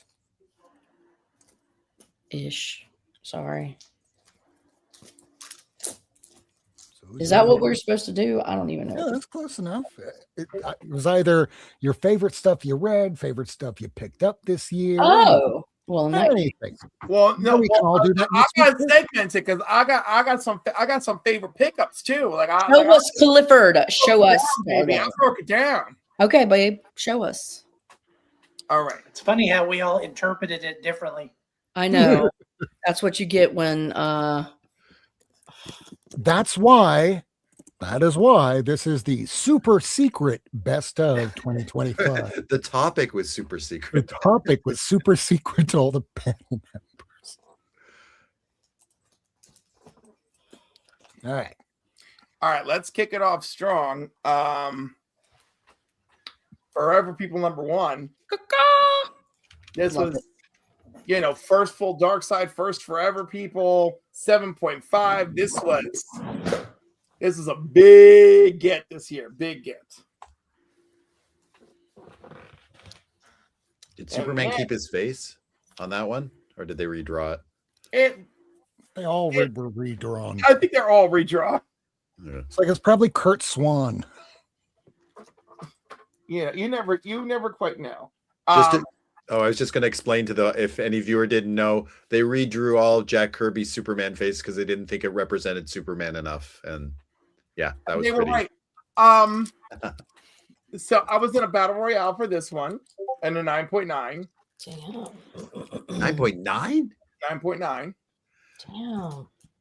JLA Avengers 3. That's got to be over $1,000 at a 9.9. Holy cow! No, it's not. Or maybe it is. All I know is that I got a really good price on this, and I was in a hot, heated, down to the last minute sniper fight, and it was amazing.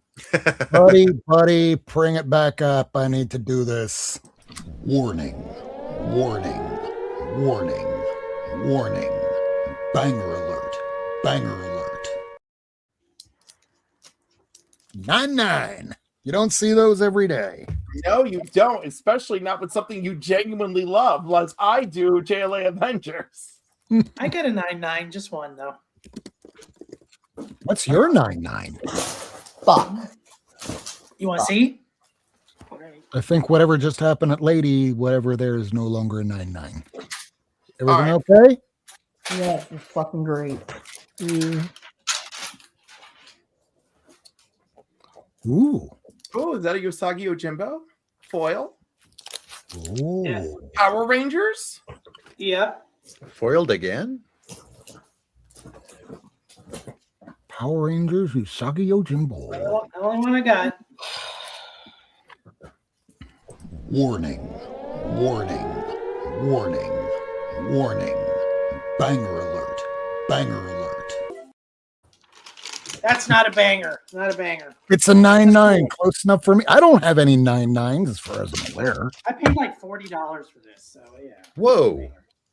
That was a steal. Really? Really? That was It's about the cost of getting it graded. Right? I know. That's the only time I buy new slabs like this is if it's less expensive than it would take for me to grade it or to ship it and pay for it and all that stuff. Anyway, sorry, I didn't mean to interrupt. Gabriel's saying of JLA Avengers the best crossover of all time. Inter-studio or inter-company crossover, I might agree. All right.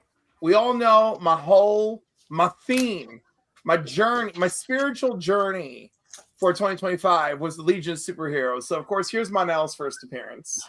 Yay. Which is a big deal to me. I'm thrilled that I got a 5.5. Yet another.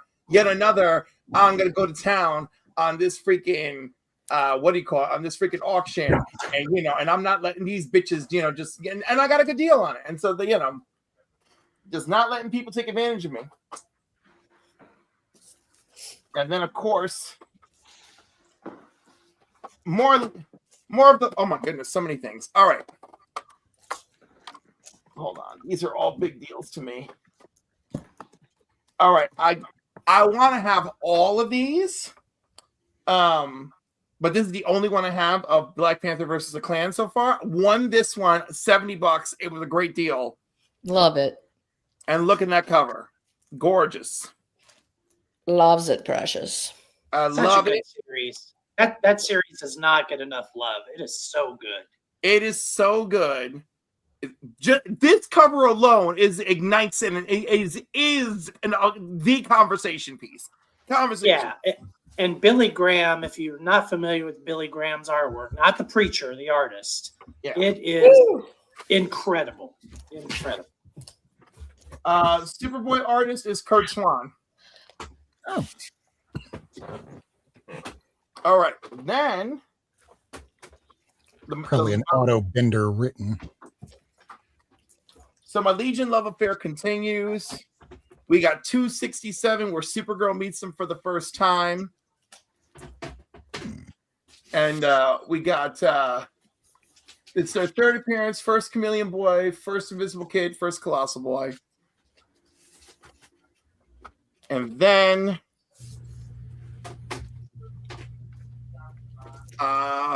their fourth appearance. No, wait, their fourth appearance is in a book I have over to the side that I'm gonna get graded. But maybe this is their fourth appearance or their sixth appearance. Damn it! All right, their fifth appearance is over here in Adventure Comics, the first appearance of Thomas Kaylor, aka Starboy, aka JSA Starman. Later on. And then right after that issue of Adventure Comics is the first appearance of the Phantom Zone and General Zod. So could not let this slip by me. And then in Action Comics 276, the Legion appears once again. Supergirl actually joins the team. We get 5 first appearances: Sunboy, Brainiac 5, Triplicate Girl, Shrinking Violet, and Bouncing Boy all appear here. Plus, we lose that nonsense about the Legionnaires that met Supergirl being descendants of the first Legionnaires, and we just get right to it. Plus, Supergirl has multiple boyfriends in this issue. I don't know what this says about the time frame when this was written. That's an A+ cover, too. It's really good. Oh, it's so good. And, of course, this is the one that is most expensive of them and the most difficult to get my hands on, and the one that came from China, and I was sweating for 3 straight weeks waiting for this to show up. We talked about that on your show, yeah. Yes, just sweating bullets. And then, not that. How about you? Oh, this one was a really good deal. I only paid $60. Someone tried to snipe it on me, but I got actually $66, but someone tried to snipe it on me. It's the second appearance of the Legion of Superheroes. Ooh. Adventure Comics 267. The Legion of Superheroes really love showing up in 267s and 276s. But I was thrilled to get it. It's only a 3.0. Don't care. Love it. Snatched it up. I have it. Now I have the book. Collect the book, not the grade. If I can upgrade the grade one day, great. But in the meantime, here it is. And then, of course, we all know I kind of have an unhealthy love affair with the with the Shroud. So here's the Shroud's first appearance in Supervillain Team Up number 5. Very nice. Very nice. And also, like, look at the back of the book. That's pretty good. Yeah. And these are white pages, people. White pages. White pages. White pages. I am fairly impressed. That mid-grade? The what? I have that in mid-grade. Ooh. Maybe a 5.5. And then, of course, now I want to get all the original Crisis on Infinite Earths slabbed. So far, I only have one. And it is a 9.6 newsstand edition of number 3. Love it. Now I gotta just start clicking. Now I just gotta start clicking away, trying to get them all. But It shouldn't be too hard. They're not real expensive. No, they're not. But I've always loved this one because I just love the idea of Easy Company and Geoforce time traveling. I'd be like, we gotta protect this tower, and they're like, look, it's Nazis, and it's Markovia that they're in, and they're like, so yeah, we're just gonna fight Nazis, right? And they're like, yeah, it's just Geoforce and freaking like the freaking Easy Company just battling Nazis. I was like, yeah, it's best time all cross team up ever. You're probably better off just trying to buy them graded rather than buying raw ones and sending them off, I assume. Absolutely. Freaking lootly. And then I still got to send. Oh my God, so many books to send out. This is ridiculous. Who are you? Oh, these are recent. And again, I'm sure some of you have seen this. This is when Eros takes an Star box and joins the Avengers. because he's foxy and he's from the stars. Yeah, Well, exactly. I believe that was Janet's. I think that was Janet's reasoning. Yes. And he's a gigolo. He's a star fox. Yes. And then of course, my legioning didn't stop Death of Superboy. Childhood favorite of mine, had to get it. And then of course I recently saw 9/8 and it's haunting me in my dreams. So I gotta work on myself and my willpower. I've mentioned Whoa. What's that word you just used? I'm not familiar with it. willpower. Yeah. Yeah, it's something that Wonder Woman has been teaching me. I know something with like Green Lantern, but I guess I never understood it. Here's Avengers 150, and I love it. And it's just, a wonderful anniversary issue.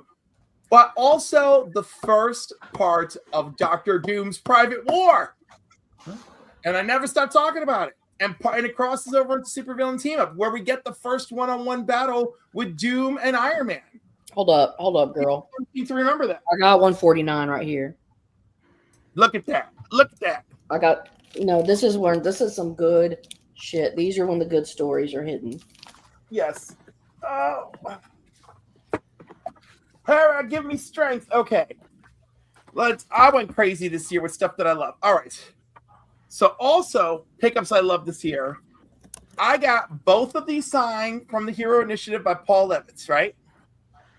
This issue is Pete Ross takes over Superman's body in the past, Superboy's body, to time travel to beat Superman's ass in the present because he's so furious that Superman allowed these aliens to take his son away to fulfill some alien prophecy.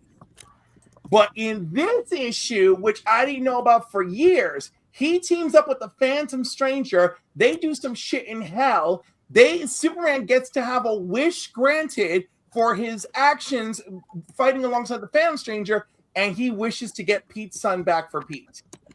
And that resolves that storyline until we get to whatever happened to the Man of Tomorrow, and we find out that Pete was tortured unmercifully to reveal Clark's secrets. Rod the Rican, what?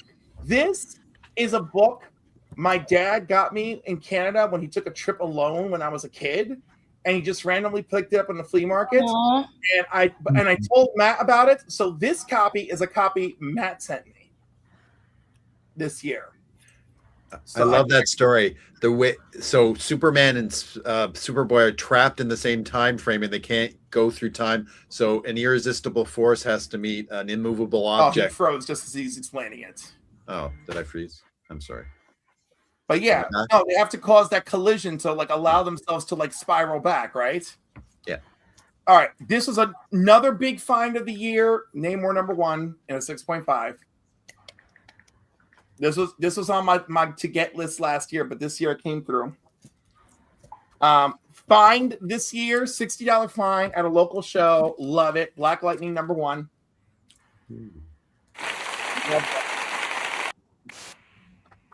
My love of the Legion continued. Bam. Legion of Superheroes, the Paul Levitz era. I need to get one for Lady Fantastic. Right there. And then this was a gift. This was a gift from JSS Brooklyn. It's Submariner #47. And he included a reader copy for me. Aww. And I think, I love the Power Girl covers that I got out of these blind bags. So if you didn't get one of these, they sold out. So good luck trying to get it on eBay. Oh God, did you hear about this week with the Teenage Mutant Ninja Turtles blind bags that because all the colors were green on the bags and the coloring process was so cattywampus that all these dealers that got all the bags in, it turned their hands green. I It's love like the newsprint from the 80s. I love it. I approve that message. I really do. All right. So who's next? Rob. Me? Okay. Rob. Are we done with that after this? Where are you pointing to, Kevin? I don't know. Why do you always have to be the last one, Rob? I don't know. And it's random where I'm going to be on the screen here. I don't know. So Cliff is there. You're below me right now. Yes. Above me. I I'm am not below going to you. change the camera around anymore, but Bill Everett, Submariner, yes, always play. And the backups, too. All right, so I'm a war collector, as y'all know. You have the Westerns here. I'm the war man, even though I'm no soldier, never been a member of any kind of military. So starting out, we have... Holy crap, I still can't believe I got this year, and for so little. It's the first appearance of the Haunted Tank. That's such a good cover. So good. This is probably my favorite cover of all the Silver Age war covers. I mean, just looking at all the kamikaze pilots going down with that ship. Beautiful. I remember the first time I saw this from you, and I was like, holy crap. Yeah. This is a book that you will not be seeing have real spec to it, because the Haunted Tank is, well, piloted by a guy who his great-great-grandfather was a member of the Confederacy during the Civil War. So, yeah, we're not going to have a hero that was the Confederate. The other one is my first appearance of Millie Marie. This is very, very rare. When you look up most of these storylines from, I think, 83 through 89, low census count on the CGC. We're talking like less than 30. And I don't mean 39.8s. I mean like there's 0.98s and 30 altogether on the census. Now, the biggest book I picked up this year was one that I did not expect to win. I was betting against 20 plus people, and at the last minute, I just put a really wild number, and it was less than $1,000. But then, well, Miracle Man showed me all the books that he got, and well, this one was in better condition. Although I'm still very grateful to have this one. I'd call it a 3.0. Very good, or good, very good. I'll take it. I mean, the bottom isn't the best, but it's complete. It's attached to the staples. Yes, please. First full appearance of Sergeant Rock. Ooh. Now, moving on with that, there was a Kickstarter that I helped promote earlier this year. It's by first-time writer Jason Douglas. And the funny thing about this is he made it into a fiction, but it's based on people from his own family, his grandmother specifically. This won the Eisner this year, Jane American. The hardcover itself has a special cover by Sina Grace. You might remember as the editor on Walking Dead and also did some stuff on Iceman. But the artwork in this, oh, go ahead, Kevin. Oh, I'm just saying hi to John. You're ready. You're wonderful. Everything broke up there. Oh, hey, John. So here's just an example of some of the art that's in here. And yeah, this won the Eisner Award for best new written material. And this is pretty good. It's a war story told back during World War II, and it's basically about his grandmother. And it's heartfelt. It's well told. It has humor in the proper spots, and could easily be turned into a movie if he so wanted. Now, I have another buddy of mine, Jared Troutman. He's Water Tribe J over on Blue Sky. He might be back on Twitter. I don't know. He was doing claim sales and everything. Also, that he could put together his own book. And the name of that book is The Boneherd Chronicles. Here's a print that he gave to me signed by him. And this is the Virgin variant because the other one is up there and put away and a little hard for me to get to. This is the cover art on that, and Boneherd Chronicles. If you ever watched the movie 10,000 BC, it's a little similar to that. So it's told during the Neolithic era before we had cell phones and heaters and VCRs and, I mean, even cable TV. We're talking woolly mammoths. So it's about this kid growing up and becoming a man. And there's Neanderthals and dangers all around the corner. And it's a well-told story, and you should definitely pick it up if you can. In fact, I'm going to drop in here for the banner. You can visit boneherdchronicles.com. And if you wanted to order a copy for yourself, you could do it right then and there. But again, this is by Jared Troutman, Water Tribe J on Blue Sky. Because I could be talking about the ones that we all are familiar with, the Absolute Batman, the Ultimate Spider-Mans, the Wonder Woman book that's going on, whether it's Absolute or the Tom King run. The Ram V on New Gods was great. The Batman Dark Patterns was probably the best Batman story this year. It wasn't the main Batman title. And strangely enough, this is a year where we're going to have volume 3 of Batman still incomplete. Well, currently we're on issue 4 of the 4th volume. The Hush story will be concluding sometime in March, maybe. Yeah. Maybe. At this point, it kind of feels like waiting for the new Comics Buyer's Guide to come out, which should have come out back in July, but didn't because the Diamond bankruptcy. So if you wanted to read it, you might be getting it in February. But the information's going to be about 7, 8, 9 months old by that point. But those were my picks for this year for best of, because I mean everyone else is going to talk about the ones from Marvel and DC. There's a lot of great stuff from Image and everything, but then there's those smaller publishers you might not have heard about. The stuff like this that won the Eisner Award.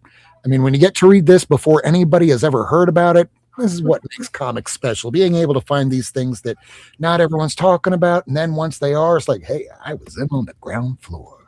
Mm-hmm. All right. I'm gonna go. All right. So should we wrap it up or? Yeah, I want to show some shit.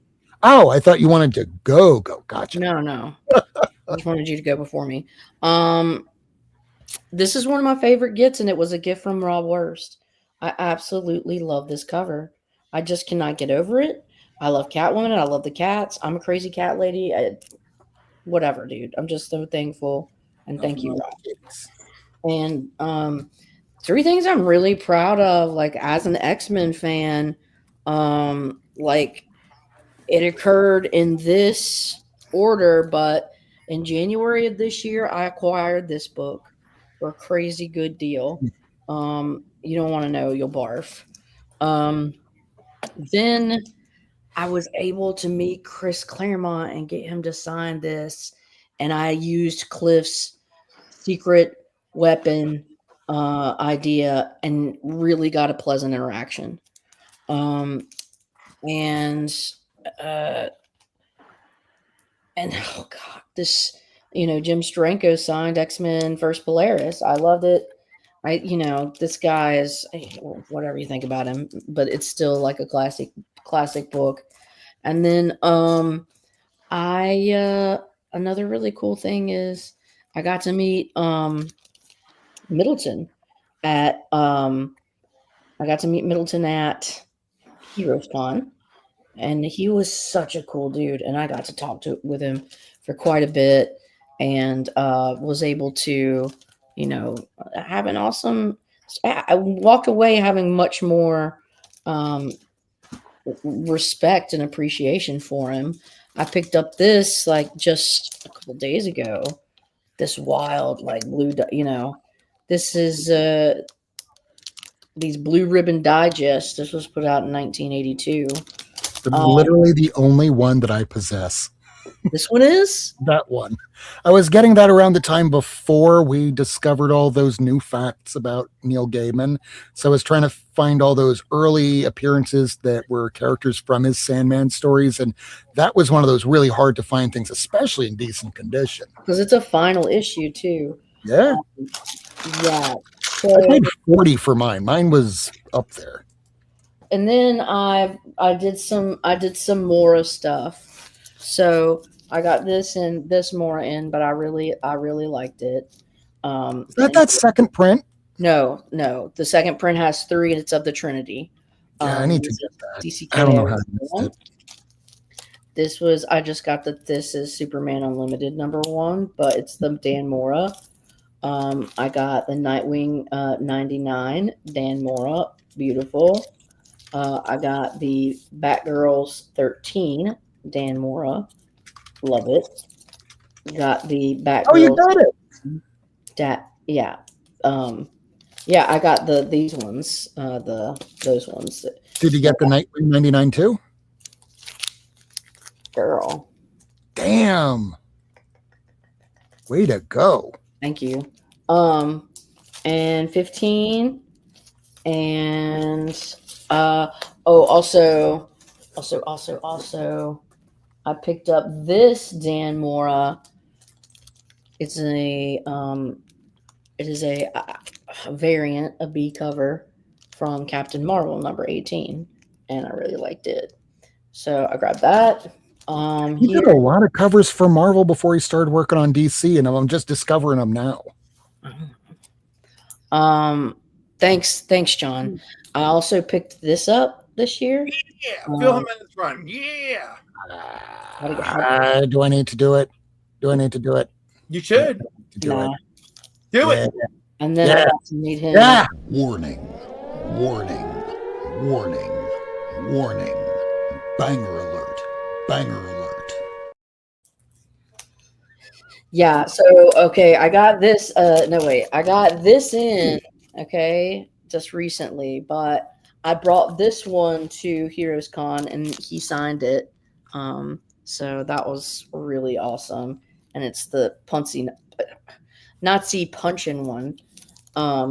This is 189, which is gorgeous.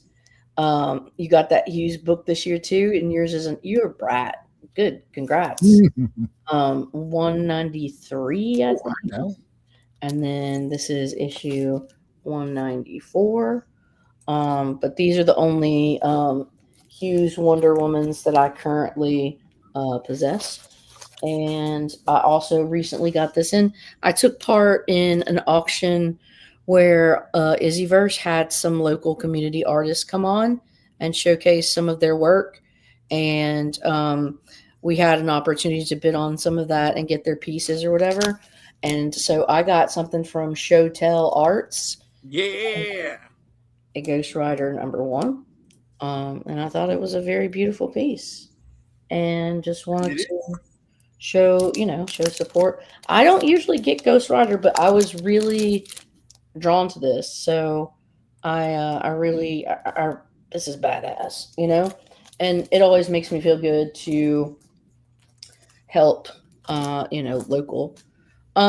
This is so cool. You guys are going to freak out. This is from Finland. And it's X-Men 122. Huh. The X-Men. So what year? This came out in 1980. This is number 4. That's Belgium. So let me open this, crack this bitch. It's in Dutch, lady. Oh, it says okay. It's in Dutch. It was printed in Finland. Yeah, Wien de Kinden. Yeah, but it goes printed in Finland and then copyright 1983. Maybe is that the year? Yeah, it's 1983. This one is. It's from Belgium, printed in Dutch, printed in Finland. So yeah, that's just a fun little choo-choo train of production. Oh, look at the back, dark crystal. Fuck yeah, bro. Y'all know that's right. And then this one y'all are gonna kick a kick out of. But I also found 137. 137. Hey. Any color differences? No, it looks. Oh. See, it's got like meta 137s. Anyway, I think John is right. Warning. Banger alert.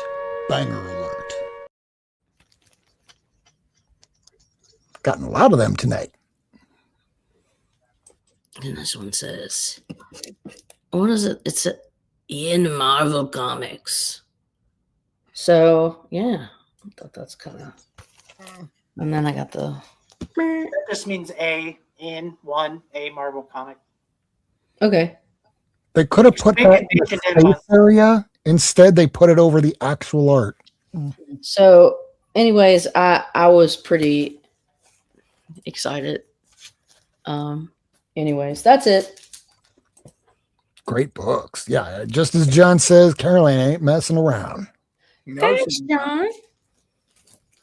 So who wants to go next? It's my turn again. Yeah.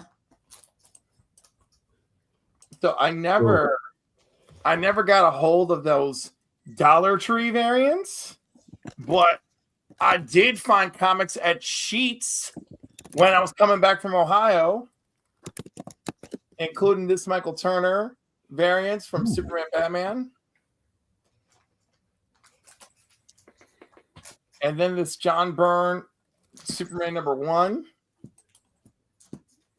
Oh, the reprint. Yeah. Huh. A very weird reprint. And of course, I wish the condition were better, but what can you do? Batman Bruce Wayne Fugitive.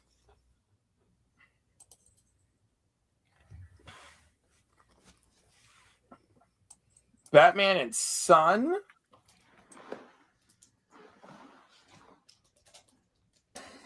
Damien. I like this. Lobo #1. Is that? Oh, it's a later print. It is. Yeah, it's a recent print. Yeah, well, that's what I meant. Like, That's all of us, John. Flashpoint Beyond.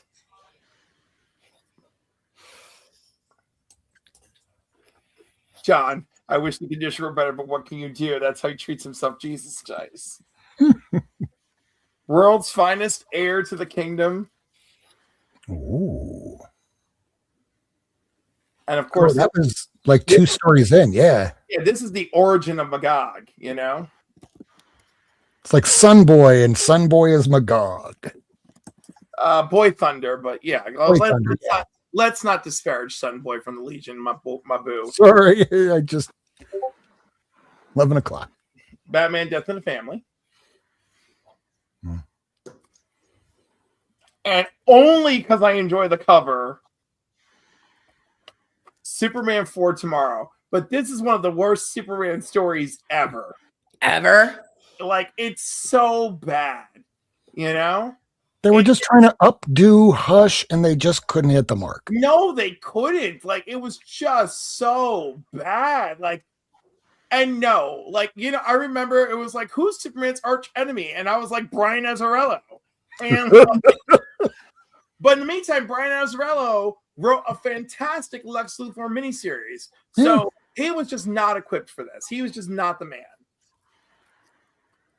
And then Batman Failsafe. And then the last one that I found that I'm very proud of, Supergirl Woman of Tomorrow. Oh. Yeah. And let me tell you, I dug through every shelf, and it was the third sheets I had been to, dug through every shelf and found it. And how did you feel when you found it? I felt like a superwoman myself. Girl, I love it. Nice. I feel like that's the only correct answer you can have when you have that kind of search, that you yourself feel like a superwoman. Well, you've been on an odyssey in your own right, you know. I truly have. I feel you. My favorite thing today, Lady F, that I think you'll appreciate. This morning, first thing, my colleagues are coming in. Katie is one of the therapists, and I was like, hey, Katie. I was like, Katie, you were right. And she goes, I'm sorry, what just happened? I said, Katie, you were right. I was like, I think you're right about my PTSD. She goes, I'm sorry, is a man telling me I'm right? I was like, does this not happen? And she goes, not often. And I was like, Merry Christmas, Katie. I was like, you were right. And she's like, oh my God. Dudes don't like to be validating. Apparently. Out of the ladies, they don't. I like to be validating. I like people to be thoughtful and considerate and grow and learn from each other. And apparently You know, how dare I have this much faith in humanity? I know. Well, you know, dominance and power dynamics, so. Well,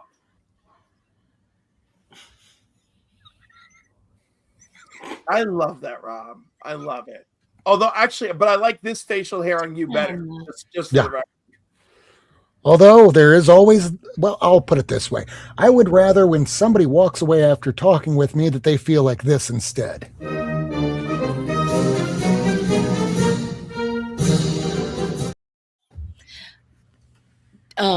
Kevin, you should show Dan those comic readers you got in. He'll love them. He's around your age, and he'll. Thanks.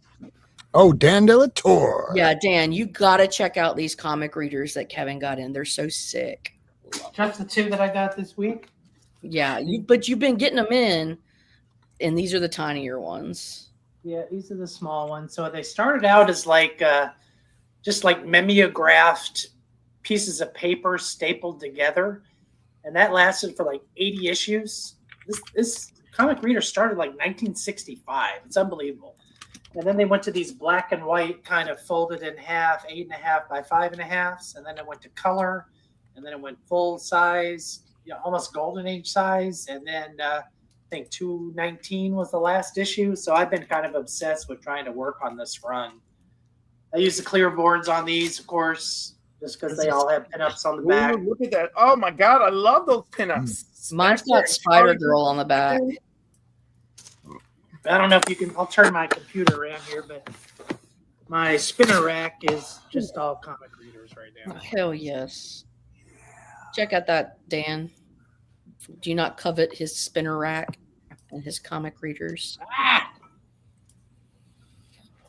Look at that, reveling in it. Very nice.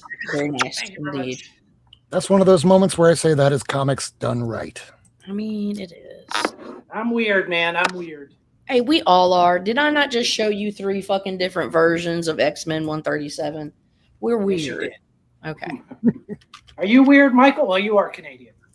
Someone's got to fill up. He likes Richie Rich comics. He's fucking weird. He does like Richie Rich and I'm expanding to Johnny Quest. Any blonde child in danger. And Oh Lego. my God, man! Why do you keep saying this? We've told you it doesn't sound right. Oh dear, what have we here? Yeah, You know, you'll be like Johnny's Dark Mysteries number 10.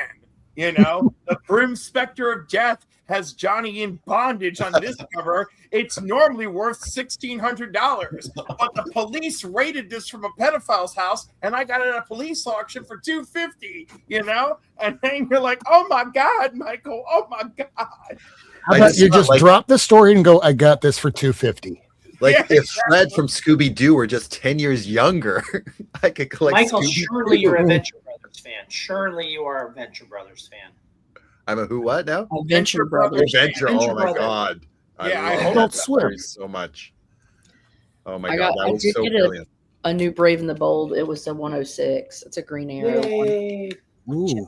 Jim Aparo cover. Absolutely. Love him. Love the Bronze Age ones. Batman on skis in his full costume. Like, that's totally practical. The most practical thing ever. Look at Green Arrow. He's out. I remember the Raza Ghul one. He was on skis too, and he had that ski instructor tag along with him for a while or something. Oh, During the Neil What, Adams run, Raj? and Irv Novak run. wow. I always thought that was Raj. All right. Anybody else, or should we wrap up? Rappy. Wow, we've been going 2 hours a day. Yeah, this is one of our longer episodes. So anything anybody wants to, You know, Go ahead, I think Brett. we paced ourselves. It was beautiful. Yeah, I had What? fun. You guys are amazing. And I enjoyed Like, seeing your comments. subscribe, everybody here if you're new. Yep. So I'll just drop this here now. For those that have been watching, if this is your first time, just make sure you like and subscribe. If we taught you anything that you didn't know before, or if you saw a book that might make you go, I got to get that. Or if there's something I didn't hear about until I heard about it now. Check Like this out, Dan. this. some freaking. Okay, so what would you say? This is Dutch or Yeah, it's in Belgian? Dutch. It's Dutch for sure. It's a Printed in Belgian, Belgium, printed in made by the Dutch. Dutch. Wait, Dutch. yeah, and then No, actually, Dutch. Belgium is half French, half Dutch when it yes, comes to language. So it's from the Yeah. yeah. and then No. but it was actually physically printed in Finland. Finland, assembled. Isn't this wild? I love it. He's got more. I'm gonna get more, but Yeah, I think you should. It's our addiction. there's a couple of other ones he's got signed by Claremont. So, buddy, anybody appearing on any shows or anything that you want to promote this week? I'm tired. I'm ready for the weekend. Oh, I know the feeling. Although Cliff may have something. one thing, I'm gonna try to do a little morning show tomorrow, maybe. But I do have my toy drive tomorrow, 15th annual Toys for Tots toy drive for the Marines, and so we'll be doing that from 12 p.m. to 5 p.m. There's some items that were exclusively signed by Paul Rudd that we got from through the candy shop that he owns with the guy from Walking Dead, and his name is on the tip of my tongue, Jeffrey Dean Morgan, and so that's lovely. And no, he's not making. Paul Rudd is not making a magical appearance, and obviously, if he magically does, I'm taking pictures. But like, who? I was gonna say, if you understand celebrity culture, who does that? Who sends autograph stuff and then actually shows up and like blows everybody's mind? You never do that. You do nothing and then you show up and blow people's minds and then take off. You never. It's not like we have a secure location. So I'm excited about that. I don't remember Sunday nights, Council Comics, 5 p.m. Eastern, movies, stuff. We're reviewing a movie this week. I forgot which one. I'm there. Mondays, 8 p.m. We do our thing. Awesome. Before the year ends, I've got one more appearance over on Pop Culture Philosophers with Robbie, so that's cool, but I can't remember what we're reviewing. Cliff, how do you keep track? You're on like every show every day. How do you keep But track? I'm not on every show every day, Google Calendar. And of course I have my calendar to help me. Oh my gosh. So I think on the 20th, I'm gonna have Cerise on. It's next Saturday. Yeah, and she is all the things. She is an author, and she is also the Cerise Renee Murphy award-winning author, and she is the founder of Virtuous Con. So we're going to be talking about that. I'm looking forward to it. I'm gonna have. Oh my God, I have so many people who are coming on. It's all happening. But it's later this month, and then my birthday is January 1st. All right, so banging and boarding. Whatever works. Bang it, board it. Bagging and boarding and birthday. Like it. I'm here for If you it. bang a 9.8, is it still a 9.8? We're Yes. gonna find out. And I'm pretty sure my 9.8 experience. You know the difference. I can say some dumb things sometimes. You are literally too stupid to insult. Yeah, that sounds about right for me. I've met those people too. So that's about it. I really am trying to I don't know what I'm trying. I'm trying to have a better life, and it just feels like I live in purgatory where it's not hell, but I stand outside of the light that I wish to embrace so badly, Welcome to in-stage capitalism. Ready for that comment? We love you. We love you. But next time, you know how I know that comment isn't going to do shit? Do you know how I know? Because you didn't feel anything. Exactly. And you know how else I know? Because I was waiting for you. None of us are that lucky. Oh. Oh. We're probably hitting Siberia and we'll be totally fine. Also, I think maybe next time we should talk about Supergirl move tomorrow. We could, but I thought we agreed on next week was going to be about newbies and things we look forward to. Oh, yeah, you're right. You're right. I don't listen. And then maybe the week of Christmas, it's like free for all, and we'll decide that. Because those that are listening out there that are still watching us, yes, we're going to be live every Friday through the new year. It might not be all of us, but I'll be here. Some of us will be here because we know some people, they might not have a very joyous Christmas. So we'll be here to help cheer you up with comic books because that's just our addiction in general. We'll be Grinching it, y'all. Yeah. We'll be Grinching it, flinching it. Oh, nice. Flinching it. Ho, ho, ho. Good job. Good Look for at you, Dan. Dan Torrid. Dude, yeah. Oh my Dan god, is- can we try to get Dan on here next Friday? Please. he's got bangers. Dan's got a life and he's got like a family and shit. I But- know. Wait, we can't invite people? Dan, try to be We free next can. Friday. It's just he's busy a lot and I get sad.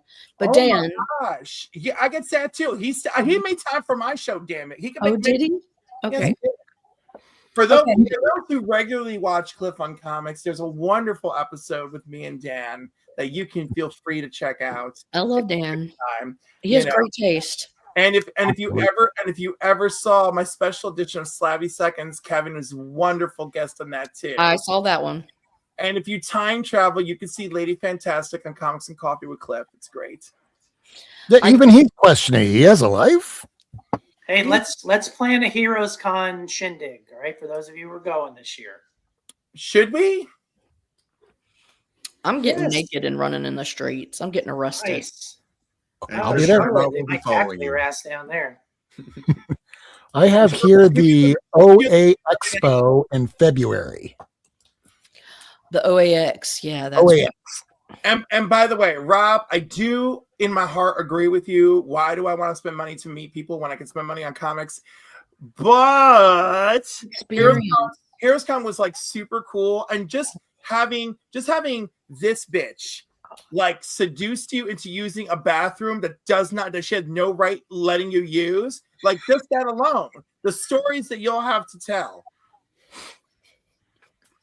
I think I want them stories. I just Come feel to bad Heroes because you were Con, really. Rob, come. It was worth it seeing her wretch. Wretch? I shampooed a toilet bowl. I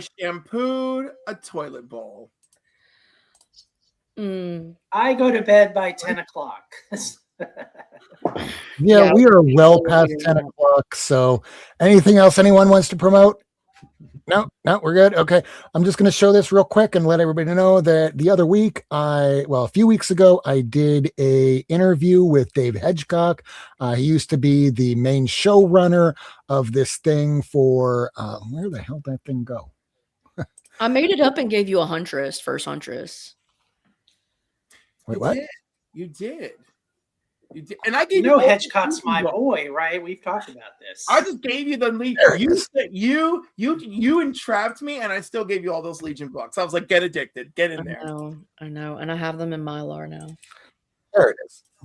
All right. So a few weeks ago, I was on the Corner Box podcast, and towards the end of the show, they were asking, so I heard that Kevin Freeman's on your show now. I'm like, yeah, he makes videos all the time, and he's very interesting and very knowledgeable. And I went, well, he seems to lean a certain political way that we tend to. So I think he'd be safe to make an appearance on the show. And then he's been on it ever since. It's like, did you know he was my editor? Like, he was your boss? No, he was my boss, but they gave me my first in to the biz for sure. That's David cool, and man. Brent. Small world. I love This it. was my second appearance on the show. He was asking about you. He's hyping up the show for us. So if you get a chance, check out the Corner Box podcast. It's easy to find, thecornerboxpodcast.com. He's good people too. Oh, absolutely. It's a fun time being on their show.